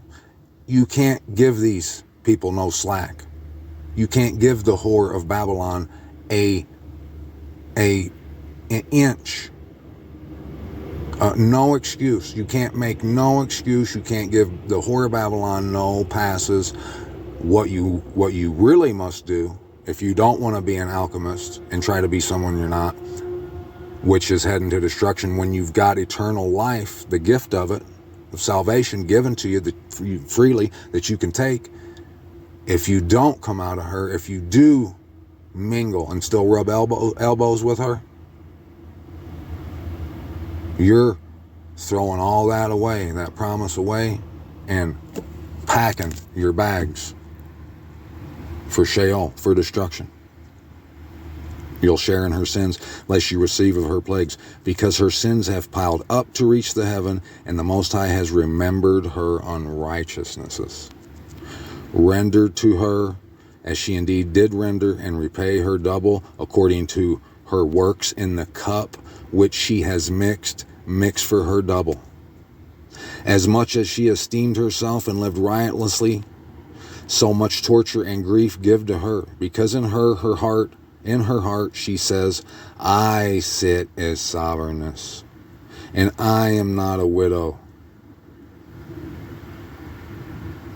Nimrod ain't dead. He's the sun god, she says, and I do not see mourning at all. Because of this, her plague shall come in one day, death and mourning and scarcity of food. And that's already happening. Scarcity of food is scarcity of bread. And bread is the word of the Most High. What they're doing, they might think that they're having a good time, singing and praising, laughing and dancing, drunk in the spirit. But it's actually mourning. And it's because they don't like the word of the Most High. They want nothing to do with it. You know, like I do. And she shall be burned up with fire. She has been, to me. There's other people, though, still out here getting hoodwinked by her. But I see her. If for some reason I woke up and was in a church, I'd run for my life to get out of that thing. I don't want nothing to do with it. Can I talk to the people? Yeah, I love them. I'll still be nice to them. But they ain't getting no pass. They ain't going to come tell me. I'll do it the way I have to, the way I'm supposed to. I'll be gentle and nice with them. No violence like they would do. But they're getting the truth undiluted. No mixing. She's burned up with fire because Yahuwah the Most High, who judges her, is mighty. Yes, he is, ain't he? Ain't it awesome what he's done for us? And the sovereigns of the earth who committed whoring and live riotously with her shall weep and mourn over her. Yeah. When they see the smoke of her burning. Whenever they realize what they've been doing. Standing at a distance, just like I said, run up out of that place for fear of her torture, saying, woe, woe, the great city Babel, the mighty city, because your judgment has come in 1 hour. And the merchants of the earth weep and mourn over her, because no one buys their merchandise anymore. No one buys their Christian books and their crosses and their WWJD bracelets. Merchandise is, this is what the real merchandise is, though. Merchandise of gold and silver. People like me and you, we don't come there no more on our aim to be refined by the Most High. to let him refine us. We understand that coming out of her is what we have to do if we want to be refined. And precious stone and pearls. Nobody is believing what she says is truth. No one believes that she has fine linen. Not us anyway, which is righteousness. We see that none of it was righteous, even though they want you to. Even though they would fall over dead if they heard me saying what I just said. They would say that I'm blaspheming and that I'm going straight to hell by telling the truth, by telling you, reading from the Most High, His word right here. And purple and silk and scarlet and all citron wood and every object of ivory and every object of most precious wood and bronze and iron and marble, with cinnamon and incense and fragrant oil. That's the burning incense to the Most High. That's not literal burning incense. All that worship and praise, they think they're giving it to the Most High. They're not. They're giving it to Baal, to destruction. And fine flour and wheat. We go to the threshing floor. The fruit, it's the same as the gold and the silver. And cattle and sheep, that's who we are. Horses and carriages, those are assemblies, congregations, vehicles on which people ride on. And bodies and lives of men. That's the merchandise. You see how he tells us exactly what he's talking about? I ain't been BSing you one bit. All that merchandise that they aren't privy to anymore, these merchants, because of the burning of the whore of Babylon, part of that merchandise is bodies and lives of men. No longer do they get to destroy men's lives and send them straight to hell. And the fruit that your being longed for has gone from you. And all your riches and splendor are lost to you, and you shall find them no more, not at all. The merchants of those who became rich by her, shall stand at a distance for fear of her torture, weeping and mourning, and saying, Woe, woe, the great city that was dressed in fine linen, that was portraying themselves to be righteous, that had a facade put up. They were fronting. They weren't really righteous. And purple and scarlet, and adorned with gold and precious stones and pearls. For in 1 hour such great riches was laid waste, and every shipmaster, and every passenger, and sailors, and as many as work the sea for their living. That's how you know. More confirmation that the sea is the people. They work the people. The vehicles, these boats, the sailors, the passengers, the shipmasters, them boats are just like horses and cars. They bring people in.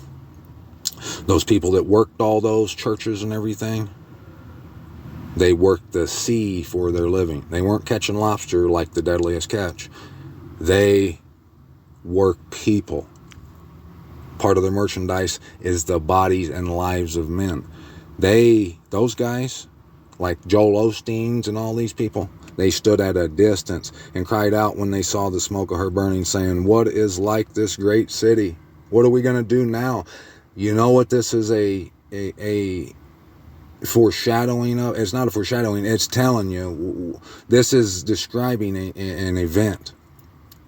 And it's something we've talked about, a lot of us have known. When the rapture don't take place, when the delusions that they have don't come to fruition, mission accomplished for Mystery Babylon, for Satan. I've read to you from Albert Pike's book so many times. That's their mission. They want all these religions to take one another out when they're disillusioned, when their deistic hopes don't come true, when they have nowhere to turn to, when all their hopes and dreams have washed down the toilet. All those things we see that are coming to them people. They keep saying there's a rapture coming, which plays a big role and what we're learning right now. In 1 hour it'll be laid waste. And they threw their dust on their heads and cried out, weeping and mourning, saying, Woe, woe, the great city in which all who had ships on the sea became rich by her wealth. Yes, they all did. T.D. Jakes, Joy, whatever. You know them all. I know so many. Personal, small town preachers, communities, authors, whatever. They were made rich on the sea. For in 1 hour she was laid waste. Rejoice over her, y'all, O heaven, and you set apart emissaries and prophets, for the Most High has completely avenged you on her. Those people that live in that state that they established, the last of the nations, it's the last of the nations. The one who was and is not and yet is? Question mark. The people that live over there with those twisty things on the side of their head that we can't even mention because they've made a whole term that you can't talk about. You can't even say you can't say anything about them, whether it's bad or not, because you might get canceled. Shoot, you might even get put in the hole, in the slammer for doing this. And it's only going to get worse for that. Those people, they're the worst of the shipmasters, the sailors, the merchants. They've become the most wealthy. The Rothschilds, the Rockefeller, all these people through the Balfour Declaration. And one mighty messenger picked up a stone like a great millstone. All words, 1,000,000,000% necessary. He said millstone because he says what he means and he means what he says. He's not pussyfooting around. He gets the job done. He knows all the right moves. A millstone. A millstone is what people use to thresh wheat, grain. It goes through the millstone. It produces the good. The wine press is what is used to trodden down. He said he picked up a stone like a great millstone and threw it into the sea, saying, with such a rush the great city Babel shall be thrown down and shall not be found any more at all. And the sound of harpist, remember I said, when it says the harpist and singing songs, it's talking about coming home to the land. Okay? Pay attention. And the sound of harpists and musicians and flutists and trumpeters shall not be heard in you anymore at all. You ain't gonna have all that. It has been taking place because you've been singing this song that we are the children of the God and of Hashem and all this stuff. And on the great wings of eagle, they have those commercials that used to make you sad in the middle of the night if you woke up, that would be telling you about how they brought these poor people home, and that was more of that merchandise. They just sold you, hooked you if you sent any money. I never sent any money, but they made you believe that they were giving some little old lady a box of food and some starving orphan or something. Yeah, right. They're the ones they've been saying they've been singing, playing the harpist, but they don't. And there's so many places in the Word that will back this up. It'll tell you. And there's a reason why it says right here, and no craftsman, witchcraft, but more importantly is Freemasons. You know what the definition of Mason is? It's a worker of stone. It's someone who can make what appears to be a authentic Egyptian hieroglyph or monolith or whatever you want to call them, pyramids. But in actuality, They're Lego blocks that they made and constructed with cranes and dump trucks.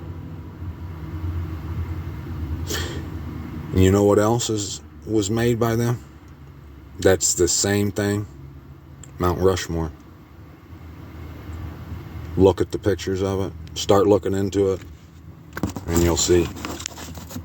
It's all a fraud. It's all a hiding, a covering. And craftsmen of any trade shall be found in you any more at all, and the sound of a millstone shall not be heard in you any more at all. No more, none of these religions.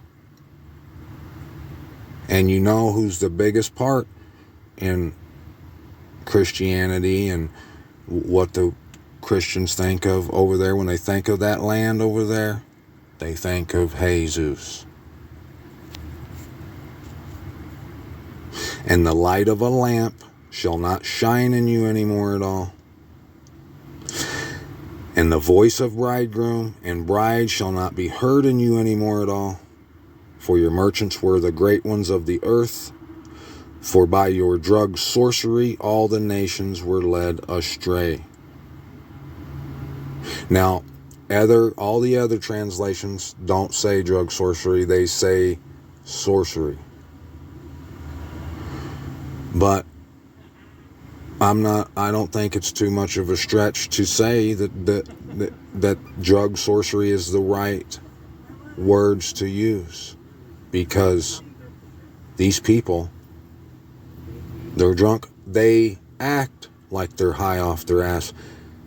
They must be to believe the things they believe, and to not believe the things they don't believe, to argue with us the way they do, to show us the bottom of their Nikes the way they do. They are on drugs. And drug sorcery. And all nations were led astray. And in her was found the blood of prophets and set apart ones, and of all who were slain on the earth. Where did the prophets die? If he wasn't talking about Isaiah and Jeremiah and all them people, he wouldn't say it. He wouldn't say it. Who had the Messiah killed? Where did he die? Where does the world, the Christians, and Mystery Babylon teach you? Where is the epicenter of that lie of who he is and what he did and all that stuff? It's over there in the quote-unquote Holy Land. Why do you think that they made that announcement or program or whatever in the beginning that said the Utes must go? Why do you think? Why do you think there was a trail of tears? Why do you think they used the term savages just like they do with anti-you-know-what? It's all for the same reason. Now, we'll come back another time and read more of Revelations. Next time we're going to come get Daniel, but let's go real quick before I let you go. Let's read 24 and maybe Luke 17, I might say, but I don't know. Verse 1, and going out, Yahushua went away from the set-apart place, and his taught ones came near to point out to him the buildings of the set-apart place. And Yahushua said to them, do you not see all these? Truly I say to you, not one stone shall be left here upon another at all, which shall not be thrown down. And as he sat on the Mount of Olives, the taught ones came to him separately, saying, say to us, when shall this be, and what is the sign of your coming and the end of the age? And Yahushua answering said to them, take heed that no one leads you astray. For many shall come in my name, Mystery Babylon, saying, I am the Messiah, and they shall lead many astray. And you shall begin to hear of fightings and reports of fightings. See that you are not troubled, for these have to take place, but the end is not yet. For nation shall rise against nation, reign against reign. And there shall be scarcities of food. Yep. No one wants to read the word. Not even those who claim they do.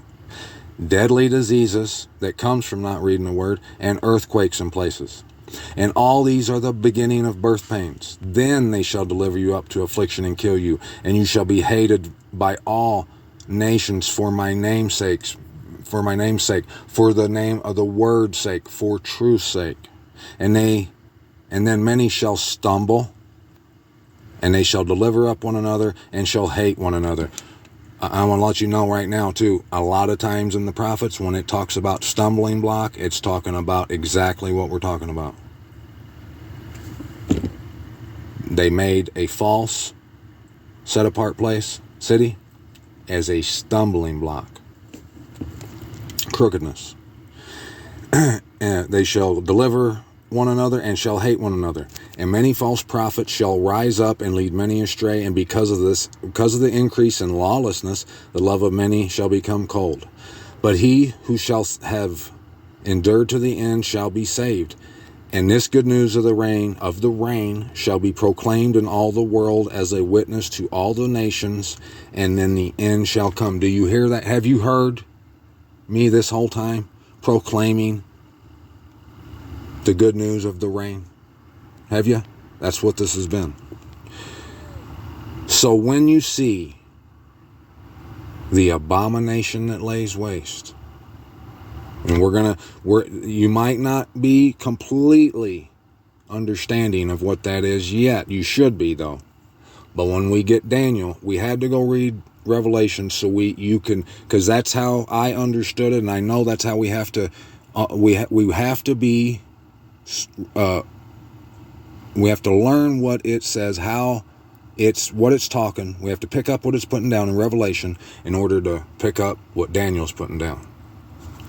But when you do, you'll have no doubt that the abomination that lays waste is when they made that false set-apart place. Spoken of by Daniel the prophet, set up in the set-apart place. He who reads, let him understand. There's a reason he said that. He who reads, let him understand. Then let those who are in Yehuda flee to the mountains. To the mountains. Flee to them. Don't believe these people. Find the truth out for yourself. Let him who is on the housetop not come down to take whatever out of his house. The housetop, that's significant in a lot of places in the prophets, Isaiah and Jeremiah and them places, Ezekiel. When it's talking about that false place, it talks about housetops. So he's saying, don't go back to it. When you see it the way it is, come out of Babylon, don't turn back. Don't give it a pass to take anything with you.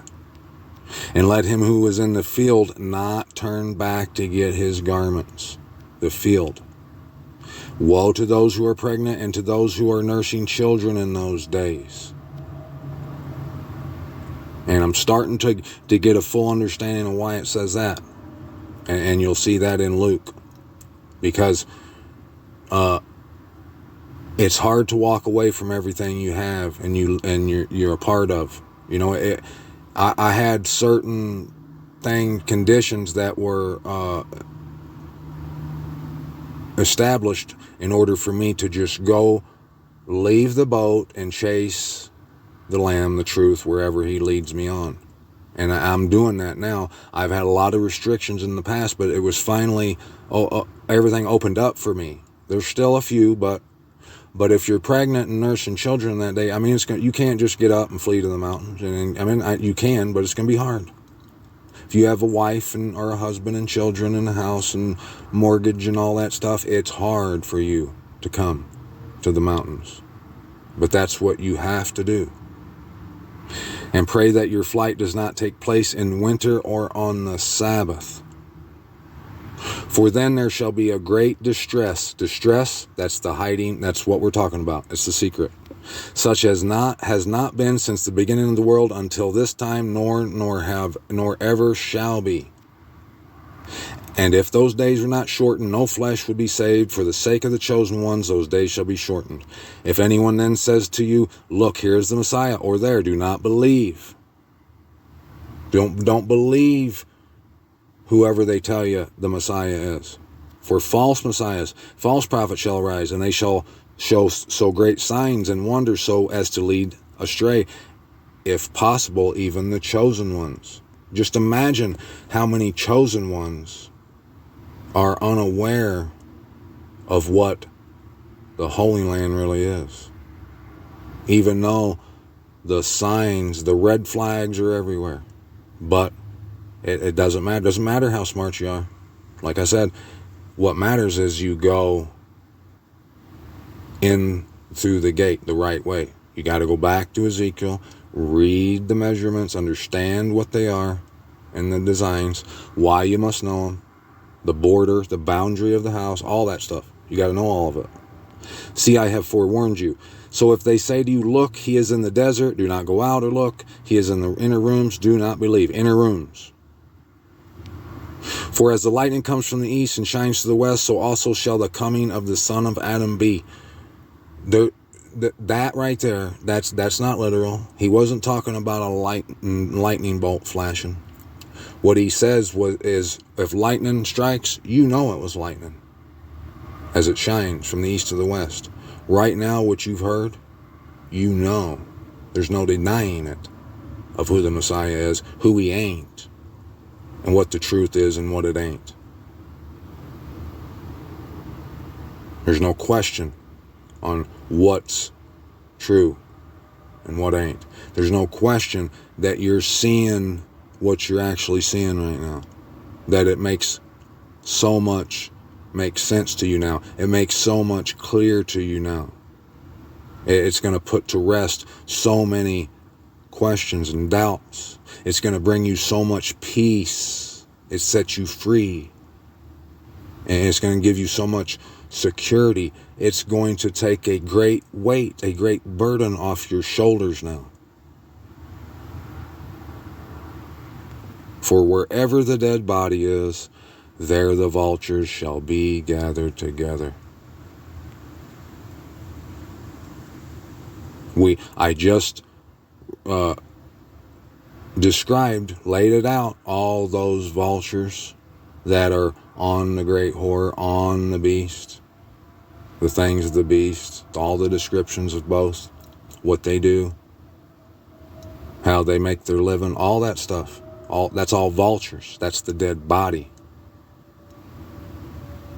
And immediately after the distress of those days, the sun shall be darkened, and the moon shall not give its light, and the stars shall fall from the heaven, and the powers of the heaven shall be shaken. And then the sign of the Son of Adam shall appear in the heaven. And then all the tribes of the earth shall mourn, and they shall see the Son of Adam coming on the clouds of the heaven with power and much esteem. And he shall send his messengers with a great sound of a trumpet, and they shall gather together his chosen ones from the four ends, from one end of the heavens to the other.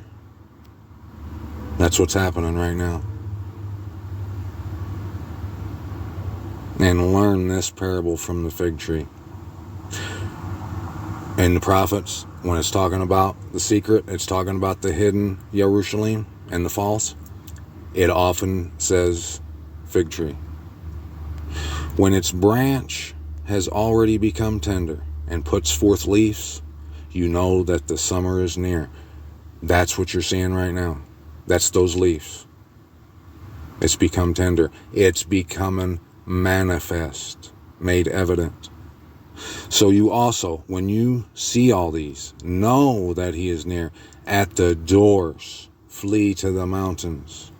Truly I say to you, this generation shall by no means pass away until all this takes place. This generation that we're in. The heaven and the earth shall pass away, but my words shall by no means pass away. But concerning that day and the hour, no one knows, not even the messengers of the heavens, but my Father only. The day, not the season. And as the days of Noah, so also shall the coming of the Son of Adam be. For as they were in the days before the flood, eating, drinking, marrying, giving marriage, and until the day that Noah entered into the ark. And they did not know until the flood came and took them all away. So also shall the coming of the Son of Adam be. We've been told to get to the gates. The door's open. He's knocking. Come out of her. That which is continual is coming home. You have to go there.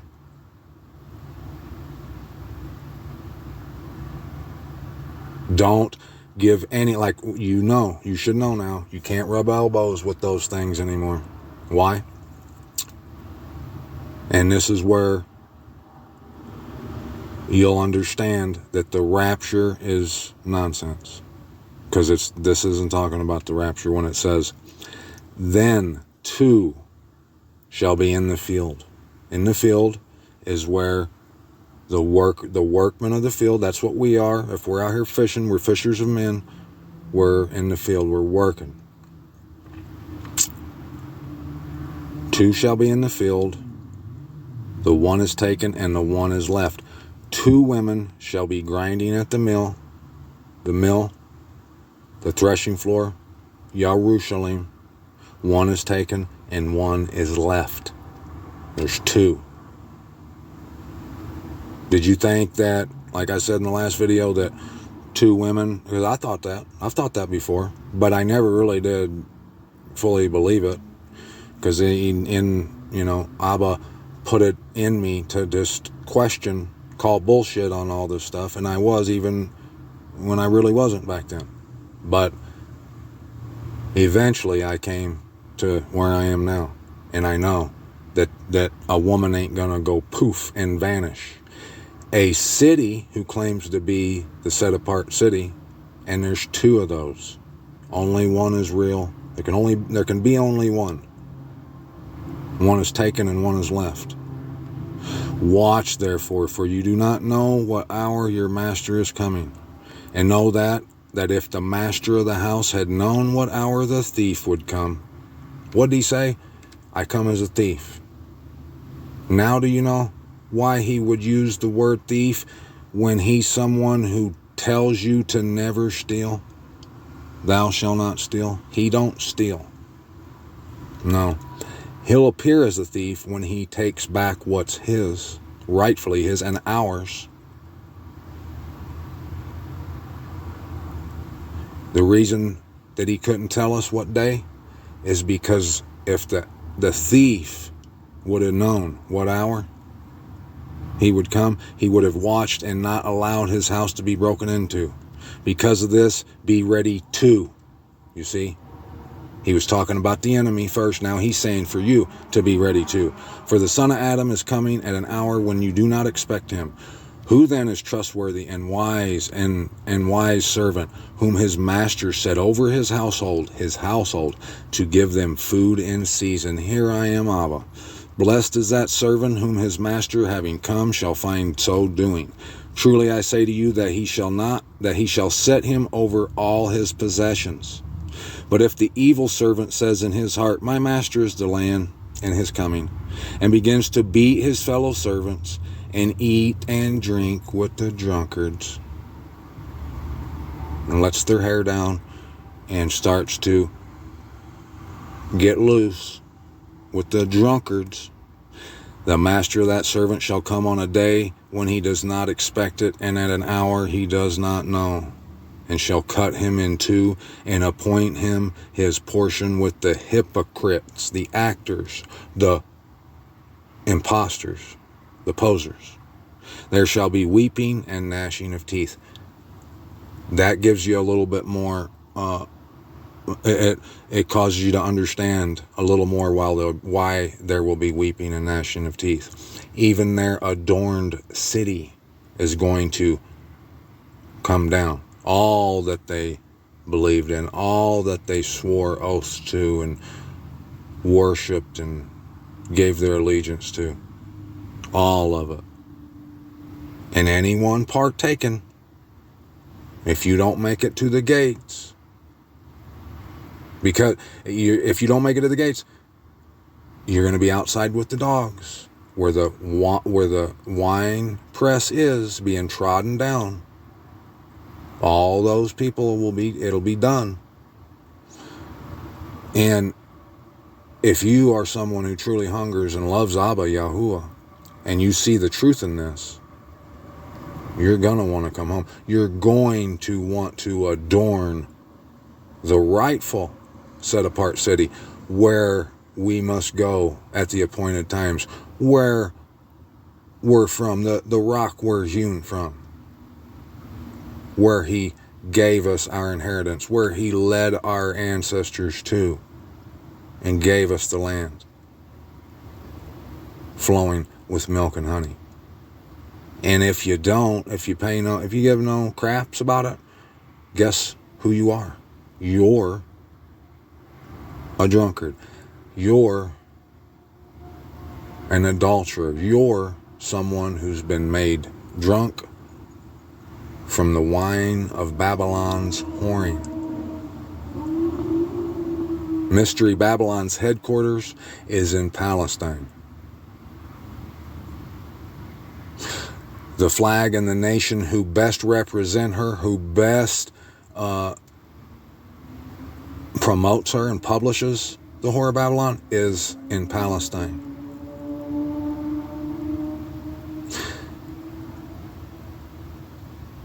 It's right where those people the Messiah said claim to be Yahudim, but are not, and lie.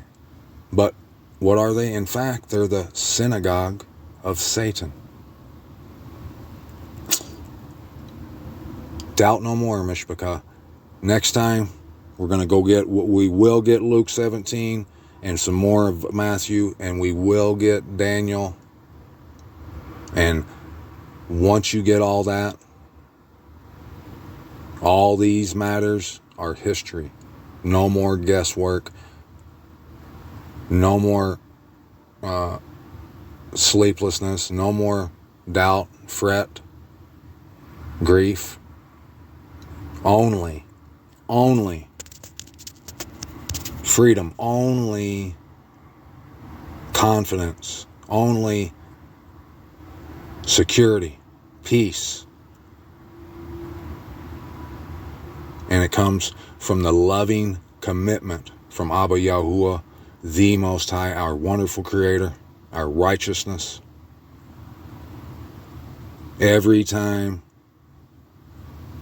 we get on here, everything He's taught us, every word that's all the way 1,000,000,000% necessary is all the more reason that every time we should get on our face, give all praise, all honor, all glory, and all esteem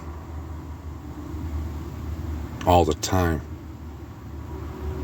Till next time, I love y'all. D is out.